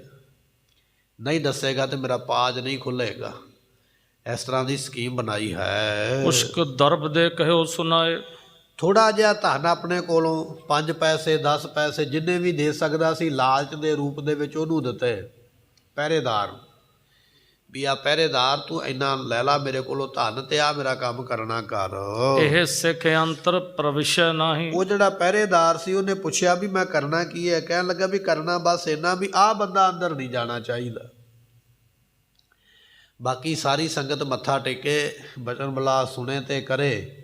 ਜਦੋਂ ਆਹ ਬੰਦਾ ਆਵੇ ਇਹਨੂੰ ਨਹੀਂ ਅੰਦਰ ਜਾਣ ਦੇਣਾ, ਇਹਨੂੰ ਪਿੱਛੇ ਮੋੜ ਦੇਣਾ, ਕੋਈ ਬਹਾਨਾ ਲਾ ਦੇਣਾ ਹੈ। ਦੇਖ ਰੱਖੋ ਸਿਮਰੋ ਮਨ ਮਾਹੀ। ਅਤੇ ਇਸ ਕਰਕੇ ਇਸ ਨੂੰ ਇਹ ਗੱਲ ਕਹਿਣੀ ਹੈ ਕਿ ਆਪਣੇ ਮਨ ਦੇ ਵਿੱਚ ਸਤਿਗੁਰਾਂ ਨੂੰ ਚੇਤੇ ਰੱਖਣਾ ਕਰ। ਇਹ ਸਤਿਗੁਰ ਕੋ ਜਾਏ ਅਕਾਵੇਂ। ਇਹ ਸਤਿਗੁਰਾਂ ਦੇ ਕੋਲ ਨਾ ਜਾਵੇ। ਤੇ ਪਹਿਰੇਦਾਰ ਨੇ ਪੁੱਛਿਆ ਵੀ ਕਿਉਂ ਨਾ ਜਾਵੇ। ਕਹਿਣ ਲੱਗਾ ਵੀ ਇਹ ਬੰਦਾ ਬਹੁਤ ਬੋਲਦਾ ਹੈ, ਜੇ ਮਹਾਰਾਜ ਕੋਲ ਚਲਾ ਗਿਆ ਇਹਨੇ ਬੋਲਣੋਂ ਨਹੀਂ ਹਟਣਾ, ਮਹਾਰਾਜ ਨੇ ਇਹਦੇ ਕੋਲੋਂ ਅੱਕ ਜਾਣਾ, ਤੰਗ ਹੋ ਜਾਣਾ, ਸਤਿਗੁਰੂ ਪਰੇਸ਼ਾਨ ਹੋ ਜਾਣਗੇ। ਇਹ ਬੰਦਾ ਥੋੜ੍ਹਾ ਜਿਹਾ ਦਿਮਾਗ ਤੋਂ ਪੈਦਲ ਹੈ, ਇਹ ਐਵੇਂ ਹੀ ਬੋਲੀ ਜਾਂਦਾ, ਇਹੋ ਜਿਹੇ ਬੰਦੇ ਨੂੰ ਆਪਾਂ ਅੰਦਰ ਨਹੀਂ ਜਾਣ ਦੇਣਾ, ਇਸ ਕਰਕੇ ਤੂੰ ਇਸ ਨੂੰ ਰੋਕ ਦੇਣਾ ਕਰ। ਮਤਹੀਣ ਮੰਗਣ ਚਲਿਆ ਵੇ। ਇਹ ਮਤ ਤੋਂ ਹੀਣਾ ਹੈ। ਉਹ ਸਿੱਖ ਨੇ ਤੇ ਹੀਰਿਆਂ ਦਾ ਬਣਿਆ ਹੋਇਆ ਚੂੜਾ ਗੈਂਡੇ ਦਾ, ਮਹਿੰਗੇ ਮੁੱਲ ਦਾ, ਜਿਹਦੀ ਕੀਮਤ ਲੱਖਾਂ ਵਿੱਚ ਹੈ, ਉਹ ਭੇਟਾ ਕੀਤਾ। ਮਸੰਦ ਕਹਿ ਰਿਹਾ ਸੇਵਾਦਾਰ ਨੂੰ ਵੀ ਇਹ ਬੰਦਾ ਅੰਦਰ ਨਹੀਂ ਆਉਣਾ ਚਾਹੀਦਾ, ਦਿਮਾਗ ਤੋਂ ਥੋੜ੍ਹਾ ਜਿਹਾ ਘੱਟ ਹੈ, ਔਰ ਇਹ ਮਹਾਰਾਜ ਕੋਲੋਂ ਕੁਝ ਨਾ ਕੁਝ ਮੰਗਣ ਵਾਸਤੇ ਆਇਆ, ਇਹਨੇ ਕੋਈ ਵੱਡੀ ਚੀਜ਼ ਹੀ ਮੰਗਣੀ ਹੈ, ਮਹਾਰਾਜ ਨੂੰ ਕੋਈ ਨਾ ਕੋਈ ਕਸ਼ਟ ਹੀ ਇਹਨੇ ਦੇਣਾ, ਇਸ ਕਰਕੇ ਇਹਨੂੰ ਆਪਾਂ ਮਹਾਰਾਜ ਦੇ ਕੋਲ ਨਹੀਂ ਜਾਣ ਦੇਣਾ ਹੈ। ਅਗਿਆਨੀ ਜਾਣਤ ਕੁਛ ਨਾਹੀ। ਇਹ ਬੰਦਾ ਅਗਿਆਨੀ ਹੈ। ਅਗਿਆਨੀ ਤੋਂ ਭਾਵ ਹੁੰਦਾ ਬੇਸਮਝ, ਜਿਹਨੂੰ ਆਪਾਂ ਕਹਿ ਦਿੰਦੇ ਹਾਂ ਸਿਧਰਾ। ਇਹ ਚੇਤੋ ਮਸੰਦ ਜਿਹਨੇ ਲੱਖਾਂ ਦਾ ਚੂੜਾ ਭੇਟ ਕੀਤਾ ਉਹਨੂੰ ਸਿਧਰਾ ਦੱਸਦਾ ਪਿਆ ਵੀ ਇਹ ਬੰਦਾ ਸਿਧਰਾ ਹੈ, ਇਹਦਾ ਦਿਮਾਗ ਬਹੁਤਾ ਕੰਮ ਨਹੀਂ ਕਰਦਾ। ਇਸ ਕਰਕੇ ਇਹੋ ਜਿਹੇ ਬੰਦੇ ਗੁਰੂ ਕੋਲ ਨਹੀਂ ਜਾਣੇ ਚਾਹੀਦੇ ਹਨ। ਨਹਿ ਚੁੱਪ ਰਹਿਤ ਗੁਰੂ ਕੇ ਪਾਹੀ। ਜੇ ਇਹ ਮਹਾਰਾਜ ਦੇ ਕੋਲ ਚਲਾ ਗਿਆ ਇਹਨੇ ਚੁੱਪ ਨਹੀਂ ਰਹਿਣਾ, ਕਿਉਂਕਿ ਸੰਗਤ ਵਿੱਚ ਤੇ ਆਪਾਂ ਬੈਠੇ ਆ ਨਾ, ਕਥਾ ਸੁਣਦੇ, ਬਚਨ ਸੁਣਦੇ, ਮੁੱਖ ਵਾਕ ਸੁਣਦੇ, ਆਪਾਂ ਸੁਣਨ ਵਾਸਤੇ ਆਏ ਹਾਂ। ਹੁਣ ਜਿਹੜੀ ਸੰਗਤ 10ਵੇਂ ਪਾਤਸ਼ਾਹ ਕੋਲ ਆਉਂਦੀ ਉਹ ਵੀ ਚੁੱਪ ਕਰਕੇ ਬੈਠ ਜਾਂਦੇ ਮਹਾਰਾਜ ਦੇ ਬਚਨ ਸੁਣਦੇ। ਇਹ ਮਸੰਦ ਕਹਿ ਰਿਹਾ ਵੀ ਜੇ ਇਹ ਬੰਦਾ ਅੰਦਰ ਚਲੇ ਗਿਆ ਇਹਨੇ ਚੁੱਪ ਨਹੀਂ ਕਰਨਾ, ਇਹਨੇ ਆਪਦਾ ਹੀ ਕੁਝ ਨਾ ਕੁਝ ਬੋਲੀ ਜਾਣਾ ਤੇ ਮਹਾਰਾਜ ਨੂੰ ਪਰੇਸ਼ਾਨ ਕਰੇਗਾ। ਇਸ ਕਰਕੇ ਇਸ ਨੂੰ ਅੰਦਰ ਨਹੀਂ ਜਾਣ ਦੇਣਾ ਹੈ। ਨਹਿ ਕਿਸ ਕਾਲ ਪ੍ਰਵੇਸ਼ਨ ਦੀਜੈ। ਤੇ ਤੂੰ ਧਿਆਨ ਰੱਖਣਾ ਕਿਸੇ ਵੀ ਸਮੇਂ ਨੂੰ ਅੰਦਰ ਨਹੀਂ ਜਾਣ ਦੇਣਾ, ਭਾਵੇਂ ਕਿੰਨਾ ਵੀ ਜ਼ੋਰ ਲਾਉਣਾ ਕਰੇ। ਦ੍ਰਿਸ਼ਟ ਵਿਖੈ ਇਸ ਕੋ ਰੱਖ ਲੀਜੈ। ਤੇ ਤੂੰ ਹੋਰ ਭਾਵੇਂ ਕੰਮ ਕਰ ਤੇ ਭਾਵੇਂ ਨਾ ਕਰ, ਪਰ ਆਹ ਬੰਦੇ ਨੂੰ ਨਿਗਾਹ ਵਿੱਚ ਰੱਖ। ਪਹਿਰੇਦਾਰ ਦੀ ਡਿਊਟੀ ਲਾਤੀ ਮਸੰਦ ਨੇ, ਕਿਉਂਕਿ ਮਸੰਦ ਗੁਰਮੁਖੋ ਉਸ ਵੇਲੇ ਦਾ ਜਥੇਦਾਰ ਹੈ, ਉਹਦੀ ਸਾਰੀ ਗੱਲ ਮੰਨਦੇ। ਪਹਿਰੇਦਾਰ ਨੂੰ ਵੀ ਉਹਦੀ ਗੱਲ ਮੰਨਣੀ ਪੈਣੀ ਹੈ, ਕਿਉਂਕਿ ਮੌਕੇ ਦਾ ਉਹ ਜਥੇਦਾਰ ਹੈ, ਮੌਕੇ ਦਾ ਕਰਤਾ ਧਰਤਾ।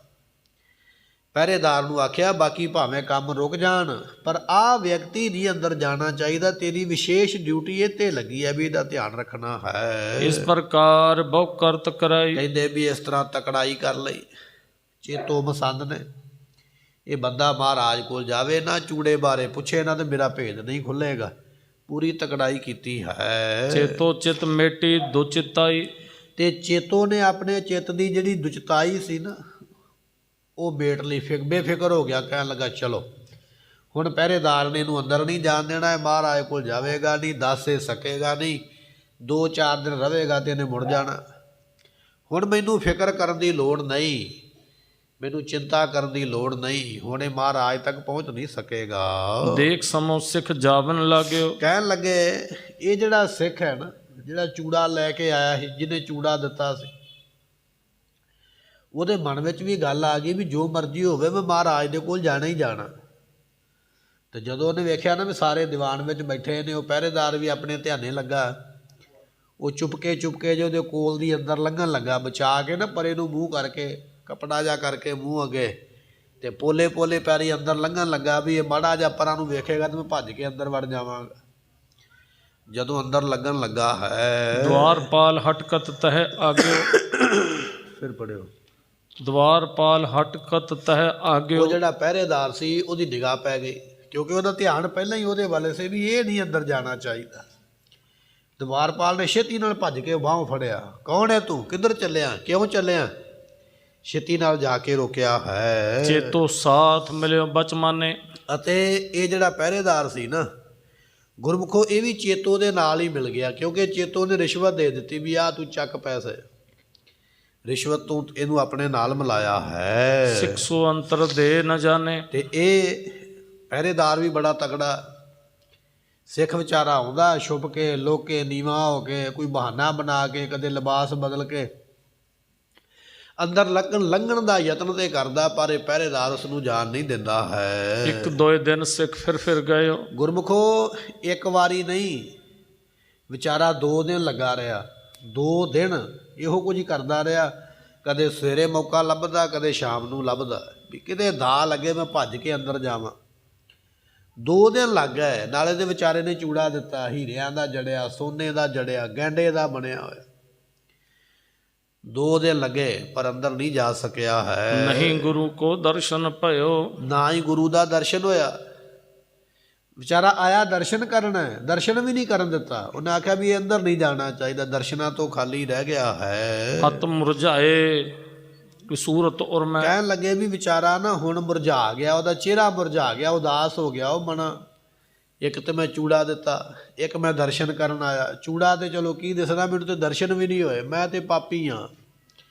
ਉਹਦਾ ਵਿਚਾਰੇ ਦਾ ਮਨ ਮੁਰਝਾ ਗਿਆ, ਉਦਾਸ ਹੋ ਗਿਆ ਹੈ। ਦਰਸ਼ਨ ਹਿਤ ਮੈਂ ਆਨੰਦਪੁਰ ਮੈਂ। ਕਹਿਣ ਲੱਗਾ ਮੈਂ ਤੇ ਆਪਣੇ ਆਪ ਨੂੰ ਬਖਸ਼ਾਉਣ ਵਾਸਤੇ ਔਰ ਗੁਰੂ ਦੇ ਦਰਸ਼ਨ ਕਰਨ ਵਾਸਤੇ ਆਨੰਦਪੁਰ ਆਇਆ ਸੀ। ਚੱਲ ਆਇਓ ਕਰ ਪ੍ਰੇਮ ਵਿਸਾਲਾ। ਮੈਂ ਤੇ ਗੁਰੂ ਨਾਲ ਬੜਾ ਪ੍ਰੇਮ ਕਰਕੇ ਬੜੀ ਸ਼ਰਧਾ ਲੈ ਕੇ, ਬੜਾ ਭਰੋਸਾ ਲੈ ਕੇ ਗੁਰੂ ਦੇ ਦਰਸ਼ਨ ਕਰਨ ਆਇਆ ਕੋ ਹਾਂ। ਕਾਰਨ ਭਾ ਮੁਝ ਕੋ ਟਲ, ਪਤਾ ਨਹੀਂ ਮੇਰੇ ਕੋਲੋਂ ਕੀ ਗੁਨਾਹ ਹੋਇਆ ਹੈ, ਕੀ ਮੇਰੇ ਕੋਲੋਂ ਪਾਪ ਹੋਇਆ, ਗੁਰੂ ਨੇ ਟਾਲ ਦਿੱਤਾ, ਗੁਰੂ ਮੈਨੂੰ ਦਰਸ਼ਨ ਨਹੀਂ ਦੇਣੇ ਚਾਹੁੰਦਾ ਹੈ। ਅਪਰ ਸਿੱਖ ਗਨ ਦਰਸ਼ਨ ਪਾਵੈ, ਦੂਜਿਆਂ ਵੱਲ ਵੇਖ ਕੇ ਥੋੜਾ ਦੁਖੀ ਹੁੰਦਾ। ਆਹ ਵੇਖੋ ਜਿੰਨੇ ਮੇਰੇ ਨਾਲ ਆਏ ਨੇ ਸਾਰੇ ਮੱਥਾ ਟੇਕਦੇ ਪਏ, ਇਹਨਾਂ ਨੂੰ ਕਿਸੇ ਨੂੰ ਨਹੀਂ ਰੋਕਿਆ ਜਾਂਦਾ, ਰੋਕਿਆ ਇਕੱਲਾ ਮੈਨੂੰ ਹੀ ਜਾਂਦਾ। ਉਹ ਵਿਚਾਰਾ ਹੋਰ ਦੁਖੀ ਹੁੰਦਾ ਵੇਖ ਕੇ। ਬਾਕੀ ਸੰਗਤਾਂ ਦਰਸ਼ਨ ਕਰਦੀਆਂ ਪਈਆਂ, ਇੱਕ ਮੈਨੂੰ ਦਰਸ਼ਨ ਨਹੀਂ ਹੋ ਰਿਹਾ, ਮੈਨੂੰ ਕਿਉਂ ਰੋਕਿਆ ਜਾਂਦਾ ਹੈ। ਇੱਕ ਆਵੈ ਇੱਕ ਚੱਲ ਪੁੰਨ ਜਾਵੈ, ਇੱਕ ਆਉਂਦਾ ਮੱਥਾ ਟੇਕਦਾ, ਇੱਕ ਮੱਥਾ ਟੇਕ ਕੇ ਤੁਰਿਆ ਜਾਂਦਾ ਹੈ। ਗੁਰ ਸਰ ਵਗਿਆ ਵਗਿਆ ਮੇਰੀ, ਸਤਿਗੁਰੂ ਪਾਤਸ਼ਾਹ ਸਰਬੱਗ ਨੇ। ਸਰਬੱਗ ਤੋਂ ਭਾਵ ਹੁੰਦਾ ਸਮਰੱਥ, ਮਹਾਰਾਜ ਤੇ ਸਮਰੱਥ ਨੇ। ਜੇ ਦਰਸ਼ਨ ਨਹੀਂ ਹੋ ਰਿਹਾ ਤੇ ਇਹਦੇ ਵਿੱਚ ਮੇਰੀ ਗਲਤੀ ਹੈ। ਹੋ ਸਕਦਾ ਮੈਂ ਕੋਈ ਪਾਪ ਕੀਤਾ ਹੋਵੇ, ਕੋਈ ਗੁਨਾਹ ਕੀਤਾ ਹੋਵੇ, ਕੋਈ ਮਾੜਾ ਕਰਮ ਕੀਤਾ ਜੋ ਗੁਰੂ ਦੇ ਦਰਸ਼ਨ ਨਹੀਂ ਹੁੰਦੇ ਹਨ। ਮਰਜੋ ਦਰਸ਼ਨ ਤੇ ਕੋ ਹੇਰੀ, ਸਤਿਗੁਰਾਂ ਨੇ ਮੇਰੀ ਅਵਗਿਆ ਵੇਖ ਕੇ ਰੋਕਿਆ। ਹੁਣ ਉਹਨੂੰ ਨਹੀਂ ਪਤਾ ਵੀ ਪਹਿਰੇਦਾਰ ਨੇ ਤਾਂ ਰੋਕਿਆ ਕਿਉਂਕਿ ਚੇਤੋ ਮਸੰਦ ਨੇ ਆਖਿਆ। ਉਹ ਸਿੱਖ ਦੇ ਮਨ ਵਿੱਚ ਇਹ ਗੱਲ ਆ ਗਈ ਵੀ ਮਹਾਰਾਜ ਨੇ ਆਖਿਆ, ਸਤਿਗੁਰਾਂ ਦੇ ਕਹਿਣ ਕਰਕੇ ਮੈਨੂੰ ਰੋਕਿਆ ਜਾ ਰਿਹਾ, ਮੇਰੇ ਕੋਲੋਂ ਕੋਈ ਪਾਪ ਹੋ ਗਿਆ, ਮੇਰੇ ਕੋਲੋਂ ਕੋਈ ਗੁਨਾਹ ਹੋ ਗਿਆ ਜੋ ਮੈਨੂੰ ਰੋਕਦੇ ਹਨ। ਹਿਰਦੈ ਵਿਚਾਰ ਤੇ ਆਰਤ ਹੋਵਤ, ਕਹਿਣ ਲੱਗੇ ਮਨ ਦੇ ਵਿੱਚ ਨਾ ਵਿਚਾਰਾ ਸੋਚਦਾ, ਨਾਲੇ ਰੋਣ ਲੱਗ ਪਿਆ, ਰੋਂਦਾ ਪਿਆ, ਸੋਚਦਾ ਪਿਆ, ਬੜਾ ਦੁਖੀ ਹੋ ਗਿਆ ਵੀ ਇਹ ਮੇਰੇ ਨਾਲ ਬਹੁਤ ਵੱਡਾ ਨਾ ਇਨਸਾਫ ਹੋਇਆ ਹੈ। ਨਿਜ ਮੈਂ ਦੋਸ਼ ਨਹੀਂ ਕੋ ਜੋਵਤ, ਅਤੇ ਮਨ ਵਿੱਚ ਸੋਚਦਾ ਵੀ ਮੈਂ ਗੁਨਾਹ ਤੇ ਕੋਈ ਕੀਤਾ ਨਹੀਂ, ਮੈਂ ਪਹਿਲਾਂ ਤੇ ਕਦੇ ਅਨੰਦਪੁਰ ਸਾਹਿਬ ਵੀ ਨਹੀਂ ਆਇਆ, ਰਸਤੇ ਵਿੱਚ ਵੀ ਮੈਂ ਕਿਸੇ ਨੂੰ ਕੋਈ ਮਾੜਾ ਨਹੀਂ ਬੋਲਿਆ, ਇੱਥੇ ਆ ਕੇ ਵੀ ਮੈਂ ਕਿਸੇ ਨੂੰ ਕੋਈ ਮਾੜਾ ਬਚਨ ਨਹੀਂ ਕੀਤਾ, ਮੈਂ ਕੋਈ ਇਹੋ ਜਿਹਾ ਗੁਨਾਹ ਤੇ ਨਹੀਂ ਕੀਤਾ ਵੀ ਜਿਹਦੇ ਕਰਕੇ ਮੈਨੂੰ ਦਰਸ਼ਨਾਂ ਤੋਂ ਰੋਕਿਆ ਜਾਵੇ। ਜਹਾਂ ਬੈਠਿਓ ਤਹਾਂ ਬੈਠਿਓ ਰਹਿ, ਸੋ ਮਨ ਵਿੱਚ ਸੋਚ ਕੇ ਨਾ ਇੱਕ ਜਗ੍ਹਾ ਤੇ ਬੈਠ ਗਿਆ, ਦੀਵਾਨ ਤੋਂ ਪਰੇ ਹੋ ਕੇ ਪਿੱਛੇ ਜਾ ਕੇ ਇੱਕ ਜਗ੍ਹਾ ਤੇ ਚੁੱਪ ਕਰਕੇ ਬੈਠਾ ਹੈ। ਜਿਤ ਦੇਖਤ ਦੇਖਤ ਨ ਲਹੈ, ਕਹਿਣ ਲੱਗੇ ਜਿਤ ਦੇਖਤ, ਇੱਕੇ ਥਾਂ ਤੇ ਬੈਠਾ, ਇੱਕੇ ਥਾਂ ਤੇ ਵੇਖੀ ਜਾਂਦਾ ਹੈ, ਕਦੇ ਵੇਖ ਕੇ ਵੇਖਦਾ, ਕਦੇ ਵੇਖ ਕੇ ਨਹੀਂ ਵੀ ਵੇਖਦਾ। ਧਿਆਨ ਇਹਦਾ ਕਿਸੇ ਪਾਸੇ ਹੈ, ਅੱਖਾਂ ਕਿਸੇ ਪਾਸੇ ਨੇ, ਵੇਖਦਾ ਕਿਸੇ ਨੂੰ ਪਿਆ, ਮੂੰਹ ਇਹਦਾ ਕਿਸੇ ਪਾਸੇ ਹੈ। ਐਸੀ ਹਾਲਤ ਇਸ ਦੀ ਹੋ ਗਈ ਹੈ। ਹੋਏ ਦਿਲਗੀਰ ਵਹਿਰ ਕੋ ਗਇਓ, ਕਹਿਣ ਲੱਗੇ ਦਲਗੀਰ ਤੋਂ ਭਾਵ ਹੁੰਦਾ ਗੁਰਮੁਖੋ ਉਦਾਸ ਹੋ ਜਾਣਾ, ਬੜਾ ਉਦਾਸ ਹੋ ਗਿਆ, ਚਿਹਰਾ ਮੁਰਝਾ ਗਿਆ, ਇਹ ਬਾਹਰ ਨੂੰ ਚਲਾ ਗਿਆ ਹੈ। ਇੱਕ ਤਰ ਤਰੇ ਜਾਏ ਥਿਤ ਭਇਓ, ਇੱਕ ਦੂਰ ਰੁੱਖ ਸੀ ਅਨੰਦਪੁਰ ਸਾਹਿਬ ਤੋਂ ਪਰੇ ਹਟਵਾਂ, ਇਹ ਜਾ ਕੇ ਰੁੱਖ ਦੇ ਥੱਲੇ ਬੈਠ ਗਿਆ, ਇਕੱਲਾ ਹੀ ਨਾ, ਆਪਣਾ ਸਿਰ ਗੋਡਿਆਂ 'ਚ ਦੇ ਕੇ ਉਦਾਸ ਹੋ ਗਿਆ, ਨਾਲੇ ਰੋਂਦਾ ਪਿਆ ਤੇ ਇਕੱਲਾ ਜਾਣਾ ਬੈਠਾ ਹੈ। ਚਿਤਵਤ ਗੁਰਮੂਰਤ ਚਿਤ ਮਾਹੀ, ਮਹਾਰਾਜ ਦੀ ਮੂਰਤੀ ਨੂੰ, ਮਹਾਰਾਜ ਦੇ ਸਰੂਪ ਨੂੰ ਸੋਚਦਾ ਪਿਆ। ਧੰਨ ਦਸਵੇਂ ਪਾਤਸ਼ਾਹ, ਮੈਂ ਤੁਹਾਡੇ ਦਰਸ਼ਨਾਂ ਨੂੰ ਆਇਆ, ਮੈਨੂੰ ਦਰਸ਼ਨ ਦਿਓ, ਮੈਂ ਦਰਸ਼ਨ ਕਰਨੇ ਨੇ। ਵਾਰ-ਵਾਰ ਇਹੋ ਬੇਨਤੀਆਂ ਕਰਦਾ ਹੈ। ਪ੍ਰਾਪਤ ਭਇਓ ਸ਼ਾਂਤ ਕੋ ਨਾਹੀ, ਮਹਾਰਾਜ ਆਪ ਜੀ ਦੇ ਦਰਸ਼ਨ ਪ੍ਰਾਪਤ ਨਹੀਂ ਹੋਏ, ਇਸ ਕਰਕੇ ਮੈਨੂੰ ਸ਼ਾਂਤੀ ਨਹੀਂ ਮਿਲਦੀ, ਮੇਰਾ ਮਨ ਤੜਫਦਾ ਪਿਆ, ਮੈਂ ਆਪਣੇ ਆਪ ਨੂੰ ਲਾਹਨਤਾਂ ਪਾਉਂਦਾ ਪਿਆ, ਮੇਰੇ ਕੋਲੋਂ ਕੀ ਇਹੋ ਜਿਹਾ ਗੁਨਾਹ ਹੋਇਆ ਹੈ ਜੋ ਤੁਸੀਂ ਮੈਨੂੰ ਦਰਸ਼ਨਾਂ ਤੋਂ ਰੋਕ ਦਿੱਤਾ ਹੈ। ਗਿਣਤੀ ਗਿਣਤਿਓ ਬਿਨਤੀ ਭਨੈ, ਕਹਿਣ ਲੱਗੇ ਗੁਰਮੁਖੋ ਇਹ ਸਿੱਖ ਨਾ ਵਾਰ-ਵਾਰ ਗਿਣਤੀਆਂ ਕਰਦਾ, ਸੋਚਦਾ ਪਿਆ, ਵਾਰ-ਵਾਰ ਬੇਨਤੀ ਵੀ ਕਰਦਾ, ਮਹਾਰਾਜ ਚਲੋ ਮੰਨ ਲਿਆ ਕਿ ਮੇਰੇ ਕੋਲੋਂ ਗਲਤੀ ਹੋ ਗਈ ਹੈ, ਮਹਾਰਾਜ ਮੇਰੀ ਗਲਤੀ ਨੂੰ ਮਾਫ ਕਰ ਦਿਓ, ਮਾਫ ਕਰ ਦਿਓ ਮੇਰੇ ਗੁਨਾਹਾਂ ਨੂੰ, ਪਰ ਮੈਨੂੰ ਕਿਰਪਾ ਕਰਕੇ ਦਰਸ਼ਨ ਦੇ ਦਿਓ। ਐਸੀਆਂ ਬੇਨਤੀਆਂ ਕਰਦਾ ਹੈ। ਹੇ ਪ੍ਰਭ ਆਪ ਕਿਰਪਾ ਕੇ ਸਨੈ, ਸਤਿਗੁਰੂ ਪਾਤਸ਼ਾਹ ਜੀ ਆਪ ਜੀ ਕਿਰਪਾ ਦੇ ਸਮੇਤ ਹੋ। ਸੁਤ ਖਿਨ ਖਿਨ ਭੁੱਲਨ ਹਾਰ ਪਿਤਾ ਸਮਝਾਵੇਂਗੇ। ਬੱਚੇ ਦਾ ਕੰਮ ਹੈ ਵਾਰ-ਵਾਰ ਗਲਤੀ ਕਰਨੀ, ਪਿਤਾ ਦਾ ਕੰਮ ਹੈ ਸਮਝਾਉਣਾ। ਮਹਾਰਾਜ ਮੈਂ ਆ ਬੱਚਾ, ਮੇਰੇ ਕੋਲੋਂ ਗਲਤੀਆਂ ਹੁੰਦੀਆਂ ਵਾਰ-ਵਾਰ, ਤੁਸੀਂ ਉਹ ਸਮਰੱਥ ਪਿਤਾ, ਤੁਸੀਂ ਇਹ ਸਮਝਾਉਣਾ, ਸਮਝਾ ਦਿਓ। ਜੈਸਾ ਬਾਲਕ ਭਾਏ ਸੁਭਾਈ, ਲੱਖ ਅਪਰਾਧ ਕਮਾਵੇ, ਕਰ ਉਪਦੇਸ਼ ਝਿੜਕੇ ਬਹੁ ਭਾਤੀ, ਬਹੁਰ ਪਿਤਾ ਗਲ ਲਾਵੇ, ਪਿਛਲੇ ਔਗਣ ਬਖਸ਼ ਲੈ ਪ੍ਰਭ ਅੱਗੇ ਮਾਰਗ ਪਾਵੇ। ਬੇਨਤੀਆਂ ਇਹ ਕਰਦਾ ਪਿਆ, ਮਹਾਰਾਜ ਇਹ ਗੁਨਾਹ ਹੋ ਗਿਆ ਤੇ ਮਾਫ ਕਰੋ, ਪਰ ਦਰਸ਼ਨਾਂ ਦੀ ਦਾਤ ਦੇਣਾ ਕਰੋ। ਅੰਤਰਜਾਮੀ ਜਾਨੋ ਸਾਰੇ, ਸਤਿਗੁਰੂ ਤੁਸੀਂ ਅੰਤਰਜਾਮੀ ਹੋ। ਦੱਸਿਆ ਉਹਨੂੰ ਜਾਂਦਾ ਹੈ ਜਿਹੜਾ ਜਾਣਦਾ ਨਹੀਂ। ਪਰ ਮਹਾਰਾਜ ਤੁਸੀਂ ਤੇ ਜਾਣਨਹਾਰ ਹੋ। ਜੇ ਅਵਗਨ ਮਮ ਬੜੋ ਚਿਤਾਰੇ। ਫਿਰ ਪੜੋ। ਜੇ ਅਵਗਨ ਮਮ ਬੜੋ ਚਿਤਾਰੇ। ਜੇ ਮੇਰਾ ਕੋਈ ਵੱਡਾ ਗੁਨਾਹ ਹੈ, ਮੈਂ ਕੋਈ ਵੱਡਾ ਪਾਪ ਕੀਤਾ ਹੈ, ਮੁਝ ਕੋ ਸੁਧ ਕਿਸ ਵਿਦ ਕਰ ਦੇਵੇਂ। ਤੇ ਸਤਿਗੁਰੂ ਪਾਤਸ਼ਾਹ ਫਿਰ ਮੈਨੂੰ ਨਾ ਉਹਦੀ ਖਬਰ ਕਰ ਦਿਓ। ਚਲੋ ਜੇ ਦਰਸ਼ਨ ਨਹੀਂ ਦੇਣੇ ਤੇ ਆਪ ਜੀ ਦੀ ਮਰਜ਼ੀ ਹੈ, ਪਰ ਜੇ ਮੇਰੇ ਕੋਲੋਂ ਕੋਈ ਗੁਨਾਹ ਹੋ ਗਿਆ ਨਾ, ਮੰਨ ਲਓ ਵੱਡਾ ਹੀ ਪਾਪ ਹੋ ਗਿਆ, ਤੇ ਮੈਨੂੰ ਸੁਪਨੇ ਦੇ ਵਿੱਚ ਜਾਂ ਕੋਈ ਇਹੋ ਜਿਹਾ ਇਸ਼ਾਰਾ ਦੇ ਦਿਓ ਵੀ ਮੈਨੂੰ ਪਤਾ ਲੱਗ ਜਾਵੇ ਵੀ ਮੇਰੇ ਕੋਲੋਂ ਗੁਨਾਹ ਕੀ ਹੋਇਆ। ਕੋਈ ਇਹੋ ਜਿਹਾ ਮੈਨੂੰ ਮਹਾਰਾਜ ਕੋਈ ਨਿੱਕਾ ਮੋਟਾ ਨਮੂਨਾ ਵਿਖਾ ਦੇਣਾ ਕਰੋ। ਦਾਸ ਆਪਨੋ ਉਰਲਖ ਲੈਵੇਂ। ਤੇ ਸਤਿਗੁਰੂ ਪਾਤਸ਼ਾਹ ਜੀ, ਮੈਂ ਤੁਹਾਡਾ ਦਾਸ, ਮੈਂ ਫਿਰ ਆਪਣੇ ਗੁਨਾਹ ਨੂੰ ਜਾਣ ਲਵਾਂਗਾ ਵੀ ਮੇਰੇ ਕੋਲੋਂ ਇਹ ਪਾਪ ਹੋਇਆ ਵੀ ਤਾਂ ਨਹੀਂ ਦਰਸ਼ਨ ਹੋਏ। ਮੈਂ ਤੁਹਾਡੇ ਦਰਸ਼ਨ ਕਰਨ ਆਇਆ, ਦਰਸ਼ਨ ਹੋ ਨਹੀਂ ਰਹੇ। ਮੇਰੇ ਮਨ ਵਿੱਚ ਦੁਚਿੱਤੀ ਪੈਦਾ ਹੋ ਗਈ ਹੈ ਵੀ ਪਤਾ ਨਹੀਂ ਕਿਉਂ ਨਹੀਂ ਹੁੰਦੇ। ਜੇ ਤੁਸੀਂ ਇੱਕ ਵਾਰੀ ਮੈਨੂੰ ਕਿਤੇ ਸੁਪਨੇ ਦੇ ਵਿੱਚ ਜਾਂ ਕਿਸੇ ਸਿੱਖ ਦੇ ਰਾਹੀਂ ਜਾਂ ਕੋਈ ਇਹੋ ਜਿਹੀ ਵਿਧੀ ਬਣਾ ਦਿਓ ਵੀ ਮੈਨੂੰ ਪਤਾ ਲੱਗ ਜਾਵੇ ਵੀ ਮੇਰਾ ਪਾਪ ਕੀ ਹੈ, ਤੇ ਮਹਾਰਾਜ ਫਿਰ ਮੈਂ ਸਮਝ ਜਾਵਾਂਗਾ ਤੇ ਫਿਰ ਮੈਂ ਮੁੜ ਜਾਵਾਂਗਾ। ਇਤਿਆਦਿਕ ਮਨ ਤੇ ਕਰ ਬੇਨਤੀ। ਕਹਿਣ ਲੱਗੇ ਵੀ ਇਹ ਬੇਨਤੀਆਂ ਕਰਦਾ ਪਿਆ, ਬੈਠਾ ਨਾ ਰੁੱਖ ਦੇ ਥੱਲੇ, ਦੀਵਾਨ ਤੋਂ ਪਰੇ ਚਲਾ ਗਿਆ, ਕਿਉਂਕਿ ਉਹ ਦੀਵਾਨ ਦੇ ਨੇੜੇ ਸਿੱਖ ਨਹੀਂ ਆਉਣ ਦਿੰਦਾ। ਜਦੋਂ ਇਹ ਵਾਰ-ਵਾਰ ਨੇੜੇ ਆਉਂਦਾ, ਸਿੱਖ ਭਜਾ ਦਿੰਦਾ ਡੰਡੇ ਨਾਲ ਵੀ ਭੱਜ ਜਾ, ਤੂੰ ਨਹੀਂ ਇੱਥੇ ਖੜਨਾ। ਇਹ ਦੂਰ ਜਾ ਕੇ ਤੇ ਬੇਨਤੀਆਂ ਕਰਦਾ, ਮਹਾਰਾਜ ਕਿਰਪਾ ਕਰੋ, ਮੈਨੂੰ ਬਖਸ਼ਣਾ ਕਰੋ ਜੀ। ਸਪਨ ਕਮਲ ਚਿਤਵਤ ਅਤ ਗਿਣਤੀ। ਕਹਿਣ ਲੱਗੇ ਮਨ ਦੇ ਵਿੱਚ ਬੜੀਆਂ ਗਿਣਤੀਆਂ, ਸੋਚਾਂ, ਵਿਚਾਰਾਂ, ਉਤਰਾ ਚੜਾ ਬੜੇ ਆਉਂਦੇ ਪਏ, ਪਤਾ ਨਹੀਂ ਕੀ ਗੱਲ ਹੈ, ਪਤਾ ਨਹੀਂ ਕੀ ਗੱਲ ਹੈ। ਦਾਸ ਹਿਰਦੇ ਕੀ ਸਬਦ ਜਾਨੀ। ਸਤਿਗੁਰੂ ਨੇ ਗੁਰਮੁਖੋ ਅੰਤਰ ਜਾਮੀ। ਜੇ ਗੁਰੂ ਦੇ ਦਰਬਾਰ ਵਿੱਚ ਵੀ ਵਾਧਾ ਘਾਟਾ ਹੋ ਜਾਵੇ ਤੇ ਫਿਰ ਜਾਵਾਂਗੇ ਕਿੱਥੇ। ਘਟ ਘਟ ਕੇ ਅੰਤਰ ਕੀ ਜਾਣਤ, ਭਲੇ ਬੁਰੇ ਕੀ ਹੀਰ ਪਛਾਨਤ। ਹੁਣ ਗੁਰੂ ਤੇ ਜਾਣਦਾ ਨਾ, ਭਾਵੇਂ ਚੇਤੋ ਨੇ ਬੰਦਾ ਲਾਤਾ ਦਰਵਾਜ਼ੇ ਤੇ ਵੀ ਅੰਦਰ ਨਹੀਂ ਤੂੰ ਆਉਣ ਦੇਣਾ ਕਿਸੇ ਨੂੰ।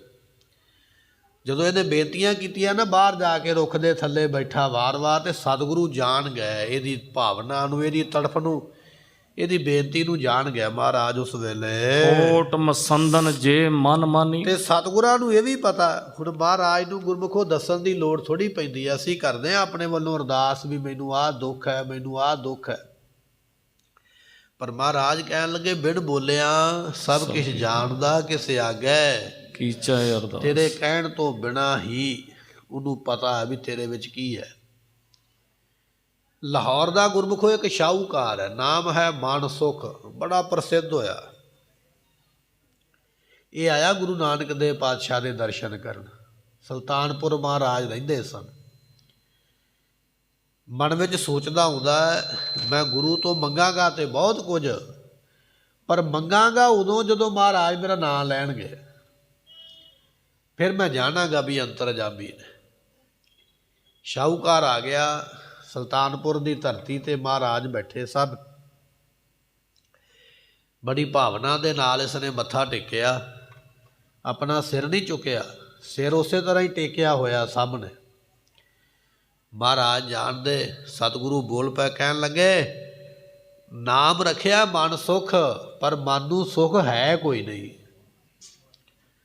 ਜਦੋਂ ਇੰਨੀ ਗੱਲ ਸੁਣੀ ਨਾ ਤੇ ਅੱਖਾਂ ਦੇ ਵਿੱਚੋਂ ਅਥਰੂ ਵਹਿ ਤੁਰੇ। ਕਹਿਣ ਲੱਗੇ ਨਾਮ ਹੀ ਰਖਾ ਲਿਆ ਵੀ ਮਨ ਸੁਖ, ਵੀ ਮਨ ਦਾ ਸੁਖੀ ਆ, ਪਰ ਤੇਰੇ ਮਨ ਨੂੰ ਸੁਖ ਹੈ ਕੋਈ ਨਹੀਂ। ਗੁਰਮੁਖੋ ਗੁਰੂ ਨੂੰ ਦੱਸਣ ਦੀ ਲੋੜ ਨਹੀਂ ਪੈਂਦੀ ਹੈ ਕਿ ਮੇਰਾ ਇਹ ਨਾਮ ਹੈ, ਮੇਰਾ ਇਹ ਸਰਨਾਮਾ, ਮੇਰਾ ਇਹ ਪਿੰਡ ਪਤਾ। ਅਸੀਂ ਮੰਦਰ ਗੁਰਦੁਆਰੇ ਦਾਨ ਜ਼ਰੂਰ ਕਰਦੇ ਹਾਂ, ਬੜਾ ਵੱਡਾ ਆਪਣਾ ਨਾਮ ਪਤਾ ਦੱਸਦੇ ਹਾਂ ਵੀ ਕਿਤੇ ਗੁਰੂ ਨੂੰ ਰਸਤਾ ਹੀ ਨਾ ਭੁੱਲ ਜਾਵੇ ਮੇਰੇ ਘਰੇ ਆਉਣ ਦਾ। ਪਲੇਟ ਦੇ ਉੱਤੇ ਲਿਖਿਆ ਜਾਂਦਾ ਇਹ ਬੰਦੇ ਦਾ ਨਾਮ, ਇਹ ਬਾਪ ਦਾ ਨਾਮ, ਇਹ ਗਲੀ, ਇਹ ਮਹੱਲਾ, ਸਾਰਾ ਕੁਝ। ਪਰ ਮਨਸੁਖ ਨੇ ਤੇ ਦੱਸਿਆ ਵੀ ਨਹੀਂ ਮਹਾਰਾਜ ਨੂੰ ਕਿ ਮੇਰਾ ਨਾਂ ਕੀ ਹੈ। ਉਹਦੀ ਤੇ ਮਨ ਦੀ ਉੱਦਾਂ ਹੀ ਜਾਣਦੀ ਬਿਨਾਂ ਦੱਸੇ ਤੋਂ, ਕਿਉਂਕਿ ਉਹ ਬਿਨ ਬੋਲਿਆ ਸਭ ਕੁਛ ਜਾਣਦਾ, ਬਿਨਾਂ ਬੋਲੇ ਤੋਂ ਜਾਣਦਾ। ਉਹਨੂੰ ਦੱਸਣਾ ਨਹੀਂ ਪੈਂਦਾ, ਦੱਸਣਾ ਵਿਅਕਤੀ ਨੂੰ ਪੈਂਦਾ, ਉਹ ਪਰਮਾਤਮਾ ਹੈ। ਇਹ ਸਾਡੇ ਮਨ ਦਾ ਇੱਕ ਭਰਮ ਹੈ ਵੀ ਅਸੀਂ ਨਾਂ ਲਿਖਵਾਵਾਂਗੇ, ਸਾਰਾ ਅਤਾ ਪਤਾ ਐਡਰੈਸ ਦੇਵਾਂਗੇ ਤੇ ਤਾਂ ਗੱਲ ਬਣੇਗੀ। ਨਹੀਂ, ਉਹਦੀ ਮਿਹਰ ਤੇ ਕਿਰਪਾ ਨਾਲ ਹੀ ਹੋ ਜਾਣੀ ਹੈ। ਕਿਰਪਾ ਕਟਾਖ ਅਵਲੋਕਨ ਕੀਨੋ ਦਾਸ ਕਾ ਦੁਖ ਵਿਦਾਰਿਓ, ਐਸਾ ਹੈ ਗੁਰੂ। ਰੋ ਵਿਚਾਰ, ਇਹ ਵਿਚਾਰਾ ਬੈਠਾ ਸੋਚਦਾ ਪਿਆ ਵੀ ਮਹਾਰਾਜ ਮੇਰੇ ਕੋਲੋਂ ਗੁਨਾਹ ਹੋ ਗਿਆ ਤੇ ਮਾਫ ਕਰ ਦਿਓ, ਪਰ ਦਰਸ਼ਨ ਦਿਓ। ਸਤਿਗੁਰੂ ਜਾਣ ਗਏ ਇਹਦੇ ਮਨ ਦੀ ਬੇਨਤੀ ਨੂੰ, ਤੇ ਉਸ ਵੇਲੇ ਮਹਾਰਾਜ ਦੇ ਨੇ ਤਾਂ ਦੁੱਖ ਦੂਰ ਕਰਨ ਵਾਸਤੇ ਪਾਤਸ਼ਾਹ ਕਹਿਣ ਲੱਗੇ ਹਨ, ਤਾਤ ਕਾਲ ਇੱਕ ਸਿੱਖ ਪਠਾਇਓ। ਸਤਿਗੁਰਾਂ ਦੇ ਕੋਲ ਇੱਕ ਸਿੱਖ ਬੈਠਾ ਸੀ, ਬੜਾ ਨੌਜਵਾਨ ਚੰਗਾ ਫੁਰਤੀਲਾ, ਤੇ ਮਹਾਰਾਜ ਨੇ ਆਵਾਜ਼ ਮਾਰੀ, ਕਹਿਣ ਲੱਗੇ ਇੱਧਰ ਆ ਸਾਡੇ ਕੋਲ। ਸਿੱਖ ਭੱਜ ਕੇ ਅੱਗੇ ਹੋਇਆ, ਹੱਥ ਜੋੜੇ, ਸਿਰ ਨੀਵਾਂ ਕੀਤਾ, ਮਹਾਰਾਜ ਹੁਕਮ। ਤੇ ਸਤਿਗੁਰੂ ਕਹਿਣ ਲੱਗੇ ਫਿਰ ਹੁਕਮ ਤੈਨੂੰ ਇਹ ਦਿੰਦੇ ਹਾਂ, ਤਿਸ ਤਰ ਕੇ ਤਰ ਪਤੋ ਬਤਾਇਓ। ਸਤਿਗੁਰੂ ਪਾਤਸ਼ਾਹ ਮਹਾਰਾਜ ਕਹਿਣ ਲੱਗੇ ਵੀ ਇਸ ਪਾਸੇ ਨੂੰ ਜਿੱਥੇ ਬੈਠੇ ਸਨ, ਤੇ ਜਿੱਥੇ ਉਹ ਸਿੱਖ ਬੈਠਾ ਸੀ ਉਸ ਦਿਸ਼ਾ ਵੱਲ ਨੂੰ ਉਂਗਲ ਕਰਕੇ, ਹੱਥ ਕਰਕੇ ਕਹਿਣ ਲੱਗੇ ਵੀ ਇਸ ਪਾਸੇ ਨੂੰ ਨਾ ਥੋੜ੍ਹੀ ਦੂਰੀ ਤੇ ਇੱਕ ਰੁੱਖ ਹੈ। ਰੁੱਖ ਹੈ ਕਾਹਦਾ ਇਹ ਵੀ ਦੱਸਿਆ, ਉਹਦੇ ਪੱਤਿਆਂ ਦੀ ਨਿਸ਼ਾਨੀ ਦੱਸੀ ਵੀ ਉਹ ਪਿੱਪਲ ਦੇ ਪੱਤੇ ਹੋਣਗੇ ਜਾਂ ਬੋਹੜ ਦੇ ਪੱਤੇ ਹੋਣਗੇ, ਬੇਰੀ ਦੇ ਪੱਤੇ। ਦੱਸਿਆ ਵੀ ਇਸ ਪਾਸੇ ਨੂੰ ਇੱਕ ਰੁੱਖ ਹੈ, ਉਹ ਰੁੱਖ ਦੇ ਆਹ ਪੱਤੇ ਨੇ, ਇੰਨੀ ਦੂਰੀ ਤੇ ਉਹ ਰੁੱਖ ਹੈ। ਜਾਏ ਬਲੋ ਕਿਉਂ ਬੈਠੋ ਤਹਾਂ। ਉੱਥੇ ਇੱਕ ਸਿੱਖ ਬੈਠਾ ਹੋਇਆ, ਉਹਦਾ ਮਨ ਬੜਾ ਉਦਾਸ ਹੈ, ਚੁੱਪ ਕਰਕੇ ਬੈਠਾ, ਰੋਈ ਜਾ ਰਿਹਾ ਹੈ। ਇਸ ਪਾਸੇ ਨੂੰ, ਸੱਜੇ ਪਾਸੇ ਨੂੰ ਜਾਂ ਖੱਬੇ ਪਾਸੇ ਨੂੰ ਰੁੱਖ ਹੈ, ਰੁੱਖ ਦਾ ਇਹ ਪੱਤੇ ਨੇ, ਪੂਰੀ ਨਿਸ਼ਾਨੀ ਦੱਸੀ। ਜਾ ਕੇ ਉਸ ਨੂੰ ਬੁਲਾ ਕੇ ਲਿਆ ਵੀ ਤੈਨੂੰ 10ਵੇਂ ਪਾਤਸ਼ਾਹ ਬੁਲਾਉਂਦੇ।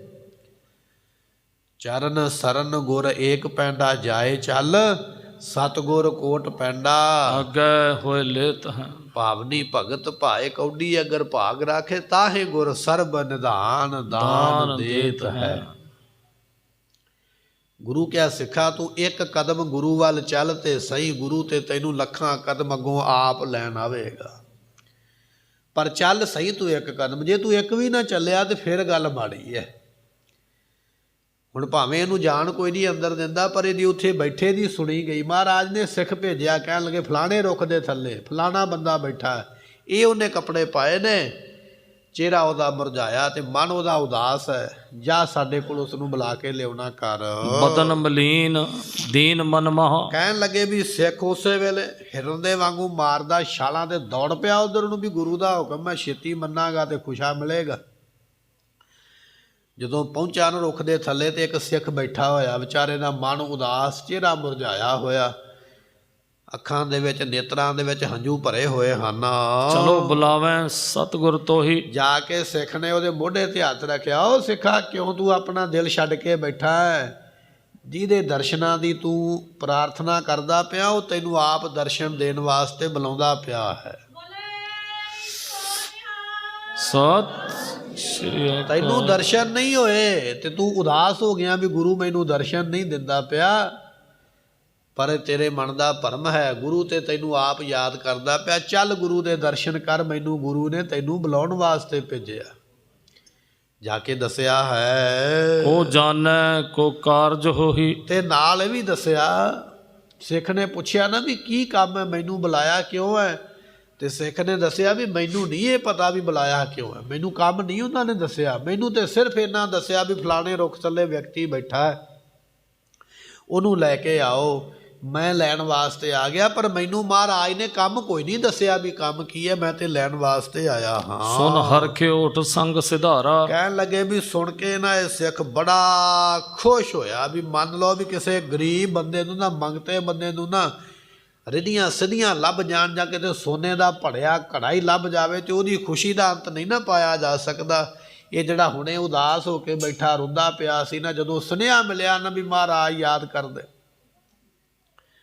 ਇਹਦੀ ਖੁਸ਼ੀ ਦਾ ਟਿਕਾਣਾ ਕੋਈ ਨਹੀਂ ਰਹਿ ਗਿਆ। ਇੰਨਾ ਖੁਸ਼ ਹੋਇਆ, ਬਾਗੋ ਬਾਗ ਹੋਇਆ, ਤੇ ਉੱਠ ਕੇ ਚੱਲਿਆ ਹੈ। ਚੱਲ ਆਇਓ ਸਤਿਗੁਰ ਕੇ ਦੁਆਰਾ। ਤੇ ਚਲਦਿਆਂ ਚਲਦਿਆਂ ਉਸੇ ਦਰਵਾਜ਼ੇ ਤੇ ਫਿਰ ਆ ਗਿਆ ਜਿੱਥੇ ਉਹ ਪਹਿਰੇਦਾਰ ਖਲੋਤਾ ਸੀ। ਵਿਚਾਰਾ ਆਉਂਦਾ ਉੱਥੇ ਤੇ ਕਈ ਵਾਰੀ ਉੱਥੋਂ ਤੱਕ ਤੇ ਬੜੀ ਵਾਰੀ ਆਇਆ, ਪਰ ਉਹ ਪਹਿਰੇਦਾਰ ਅੱਗੇ ਲੰਘਣ ਹੀ ਕੋਈ ਨਹੀਂ ਦਿੰਦਾ। ਆਖਦਾ ਵੀ ਮੇਰੇ ਕੋਲ ਬਰਛਾ, ਵਾਰ-ਵਾਰ ਆਵੇਂਗਾ ਤੇ ਤੇਰੇ ਮੈਂ ਠੋਕਾਂਗਾ। ਤੇ ਉਹ ਵਿਚਾਰਾ ਡਰਦਾ ਉੱਥੋਂ ਮੁੜ ਜਾਂਦਾ ਹੈ। ਕਹਿਣ ਲੱਗੇ ਚਲਦਿਆਂ ਚਲਦਿਆਂ ਸਿੱਖ ਉਸੇ ਦਰਵਾਜ਼ੇ ਤੇ ਫਿਰ ਪਹੁੰਚਿਆ ਹੈ। ਦਵਾਰਪਾਲ ਕਹਿ ਜਾਣ ਨਾ ਪਾਵੇ। ਜਦੋਂ ਸਿੱਖ ਥੋੜਾ ਜਿਹਾ ਅੱਗੇ ਵਧਿਆ ਨਾ, ਤੇ ਪਹਿਰੇਦਾਰ ਨੇ ਅੱਗੇ ਬਰਛਾ ਕਰਕੇ ਰੋਕ ਲਿਆ। ਕਹਿਣ ਲੱਗਾ ਤੈਨੂੰ ਕਿੰਨੀ ਵਾਰੀ ਆਖਿਆ ਉਹ ਅੰਦਰ ਨਹੀਂ ਜਾਣਾ, ਤੂੰ ਜਾਂਦਾ 5-10 ਮਿੰਟ ਕਿਤੇ ਬਹਿਨਾ, ਫਿਰ ਆ ਜਾਣਾ, ਫਿਰ ਜਾਂਦਾ, ਫਿਰ ਆ ਜਾਣਾ। ਤੈਨੂੰ ਆਖਿਆ ਵੀ ਅੰਦਰ ਨਹੀਂ ਜਾਣਾ, ਤੂੰ ਨਹੀਂ ਅੰਦਰ ਜਾ ਸਕਦਾ, ਬਾਕੀ ਸਾਰੀ ਦੁਨੀਆ ਜਾਏਗੀ। ਪਹਿਰੇਦਾਰ ਨੇ ਉਸ ਵੇਲੇ ਰੋਕ ਲਿਆ ਹੈ। ਸਿੱਖ ਕਹੇ ਸਾਹਿਬ ਆਪ ਬੁਲਾਵੇ। ਉਹ ਜਿਹੜਾ ਸਿੱਖ ਨਾਲ ਗਿਆ ਸੀ ਨਾ, ਉਹ ਫਿਰ ਅੱਗੋਂ ਬੋਲਿਆ, ਕਹਿਣ ਲੱਗਾ ਤੂੰ ਕੌਣ ਹੁੰਦਾ ਰੋਕਣ ਵਾਲਾ? ਜਿਹਦੇ ਦਰਸ਼ਨਾਂ ਨੂੰ ਤੂੰ ਰੋਕਦਾ ਪਿਆ, ਉਸ ਗੁਰੂ ਨੇ ਮੈਨੂੰ ਭੇਜਿਆ ਵੀ ਜਾ ਬੁਲਾ ਕੇ ਲਿਆ। ਇਹ ਗੁਰੂ ਪਾਤਸ਼ਾਹ ਨੇ ਸੁਨੇਹਾ ਲਾਇਆ ਤੇ ਮੈਂ ਇਹਨੂੰ ਤਾਂ ਲੈ ਕੇ ਆਇਆ। ਗੁਰੂ ਪਾਤਸ਼ਾਹ ਨੂੰ ਆਪ ਬੁਲਾਉਂਦੇ ਪਏ ਨੇ ਅੰਦਰ। ਹੁਣ ਤੇ ਇਸ ਨੂੰ ਕੋਈ ਨਹੀਂ ਰੋਕ ਸਕਦਾ।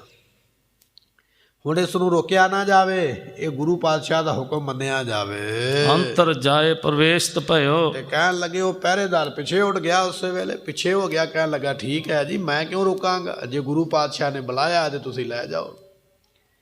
ਇਹ ਸਿੱਖ ਅੰਦਰ ਪਹੁੰਚ ਗਿਆ ਹੈ। ਅੰਤਮ ਸੰਦਨ ਕੋ ਜਨ ਆਇਓ। ਕਹਿਣ ਲੱਗੇ, ਇਹ ਬੰਦਾ ਅੰਦਰ ਮੱਥਾ ਟੇਕਣ ਨਹੀਂ ਪਹੁੰਚਿਆ। ਤੁਸੀਂ ਸਮਝ ਲਓ ਵੀ ਜਿੰਨੇ ਮਸੰਦ ਨੇ ਉਹਨਾਂ ਦਾ ਕਾਲ ਹੀ ਆ ਗਿਆ ਉਹਨਾਂ ਦੇ ਸਾਹਮਣੇ। ਇਹ ਮਸੰਦਾਂ ਦੀ ਮੌਤ ਆ ਗਈ ਹੈ। ਇਹ ਬੰਦਾ ਨਹੀਂ ਆਇਆ। ਇਹ ਮਸੰਦਾਂ ਦੇ ਵਾਸਤੇ ਮੰਨ ਲਓ ਵੀ ਖਤਰੇ ਦੀ ਝੰਡੀ ਆ ਗਈ ਹੈ। ਮਸੰਦ ਬੜੇ ਫੱਬ ਰੱਬ ਕੇ ਬੈਠੇ ਸਨ, ਚੌੜੇ ਹੋ ਕੇ। ਚੇਤੋ ਮਸੰਦ ਵੀ ਬੈਠਾ ਹੋਇਆ ਉੱਥੇ। ਪਰ ਜਦੋਂ ਇਹਨੇ ਵੇਖਿਆ ਵੀ ਇਹ ਤੇ ਬੰਦਾ ਉਹ ਚੂੜੇ ਵਾਲਾ ਜਿਹਨੇ ਚੂੜਾ ਭੇਜਿਆ ਸੀ ਤੇ ਮੈਂ ਦਿੱਤਾ ਨਹੀਂ, ਤੇ ਉਸ ਵੇਲੇ ਚੇਤੋ ਦੇ ਵੀ ਹੱਥ ਪੈਰ ਠੰਡੇ ਪੈ ਗਏ। ਤੇ ਨਾਲੇ ਵਾਰ-ਵਾਰ ਤਿਉੜੀਆਂ ਪਾ ਕੇ ਦਰਵਾਜ਼ੇ ਵਾਲੇ ਵੱਲੇ ਵੇਖਦਾ ਵੀ ਤੂੰ ਅੰਦਰ ਕਿਉਂ ਆਉਣ ਦਿੱਤਾ। ਤੇ ਉਹ ਵੀ ਬਾਹਰੋਂ ਇਸ਼ਾਰਾ ਕਰ ਛੱਡਦਾ ਵੀ ਮੇਰਾ ਕੀ ਕਸੂਰ ਹੈ, ਇਹ ਤੇ ਗੁਰੂ ਪਾਤਸ਼ਾਹ ਨੇ ਬੁਲਾਇਆ ਤੇ ਮੈਨੂੰ ਜਾਣ ਦੇਣਾ ਪੈ ਗਿਆ, ਮੈਂ ਕੀ ਕਰ ਸਕਦਾ। ਕਹਿਣ ਲੱਗੇ, ਗੁਰਮੁਖੋ ਸਿੱਖ ਨਹੀਂ ਅੰਦਰ ਆਇਆ। ਮੰਨ ਲਓ ਵੀ ਇਹਨਾਂ ਮਸੰਦਾਂ ਦੀ ਮੌਤ ਹੀ ਇਹਨਾਂ ਦੇ ਸਾਹਮਣੇ ਆ ਗਈ ਹੈ। ਉਹ ਸਿੱਖ ਅੰਦਰ ਆ ਗਿਆ ਹੈ। ਪੂਰਨ ਕੋ ਕਿਦਾਰ ਜਨ ਹਰਿਓ। ਕਹਿਣ ਲੱਗੇ, ਮੰਨ ਲਓ ਪੂਰਨ ਕੋ ਕਿਦਾਰ ਜਨ ਹਰਿਓ। ਮੰਨ ਲਓ ਵੀ ਝੂਠ ਦਾ ਖੇਤ ਅੱਜ ਗੁਰਮੁਖੋ ਸਮਝ ਲਓ ਵੀ ਉਜੜਨ ਵਾਲਾ ਹੀ ਹੈ। ਇਹਨਾਂ ਮਸੰਦਾਂ ਦੀ ਝੂਠੀ ਖੇਤੀ ਕੀਤੀ ਸੀ ਨਾ, ਝੂਠ ਬੋਲ ਬੋਲ ਕੇ ਝੂਠ ਰੂਪੀ ਖੇਤ ਸਜਾਇਆ ਸੀ। ਇਹ ਸਿੱਖ ਅੰਦਰ ਆ ਗਿਆ। ਮੰਨ ਲਓ ਹੁਣ ਝੂਠ ਦਾ ਖੇਤ ਉਜੜ ਹੀ ਜਾਣਾ, ਹੁਣ ਸਭ ਕੁਝ ਖਤਮ ਹੋ ਜਾਣਾ ਹੈ। ਕਰਕਾ ਗਨ ਸਿੱਖ ਆਵਨ ਕਰਿਓ। ਜਿਵੇਂ ਖੇਤ ਪੱਕਿਆ ਹੋਵੇ ਨਾ, ਤੇ ਭਾਈ ਸੰਤੋਖ ਸਿੰਘ ਜੀ ਕਹਿੰਦੇ ਪੱਕੇ ਖੇਤ ਦੇ ਉੱਪਰ ਕਿਤੇ ਗੜੇ ਪੈ ਜਾਣ ਤੇ ਸਾਰੀ ਦੀ ਸਾਰੀ ਫਸਲ ਤਬਾਹ ਹੋ ਜਾਂਦੀ ਹੈ, ਬਚਦਾ ਕੁਝ ਨਹੀਂ ਹੈ। ਇਹ ਮਸੰਦ ਜਿਹੜੇ ਸਨ ਇਹ ਪੱਕੀ ਫਸਲ ਸਨ। ਇਹ ਸਿੱਖ ਜਿਹੜਾ ਅੰਦਰ ਆਇਆ, ਮੰਨ ਲਓ ਵੀ ਗੜੇ ਹੀ ਪੈਣ ਲੱਗੇ ਹੁਣ ਮਸੰਦਾਂ ਦੇ ਉੱਪਰ। ਮੋਟੇ ਮੋਟੇ ਮਸੰਦ ਬੈਠੇ ਨਾ, ਤਗੜੇ ਤਗੜੇ ਸਰੀਰਾਂ ਵਾਲੇ। ਹੁਣ ਇਹਨਾਂ ਮੋਟੇ ਮਸੰਦਾਂ ਦੀ ਸ਼ਾਮਤ ਆਉਣ ਲੱਗੀ ਹੈ। ਇਹ ਸਿੱਖ ਨਹੀਂ ਅੰਦਰ ਆਇਆ। ਪੱਕੇ ਖੇਤ ਤੇ ਮੰਨ ਲਓ ਗੜੇ ਪੈਣ ਲੱਗੇ, ਇਹਨੇ ਸਜ਼ਾ ਮਿਲਣ ਲੱਗੀ ਇਹਨਾਂ ਮਸੰਦਾਂ ਨੂੰ। ਸਿੱਖ ਕਿਵੇਂ ਅੰਦਰ ਵੜਿਆ, ਮਹਾਰਾਜ ਇਹਨੂੰ ਕੀ ਪੁੱਛਣਗੇ। ਇਹ ਸਿੱਖ ਫਿਰ ਕੀ ਦੱਸੇਗਾ। ਚੇਤੋ ਮਸੰਦ ਕਿਵੇਂ ਮੁਕਰਦਾ ਤੇ ਮਹਾਰਾਜ ਫਿਰ ਸਜ਼ਾ ਕਿਵੇਂ ਦੇਣਗੇ, ਆਪਾਂ ਕੱਲ੍ਹ ਦੇ ਦੀਵਾਨ ਵਿੱਚ ਸਰਵਣ ਕਰਾਂਗੇ। ਸਮੇਂ ਦੀ ਸਮਾਪਤੀ, ਭੁੱਲਾਂ ਦੀ ਮੁਆਫੀ, ਲੇਖਾ ਕਤਹਿ ਨਾ ਛੂਟੀਐ। ਬਖਸ਼ਣਹਾਰ ਬਖਸ਼ ਲੈ। ਵਾਹਿਗੁਰੂ ਜੀ ਕਾ ਖਾਲਸਾ,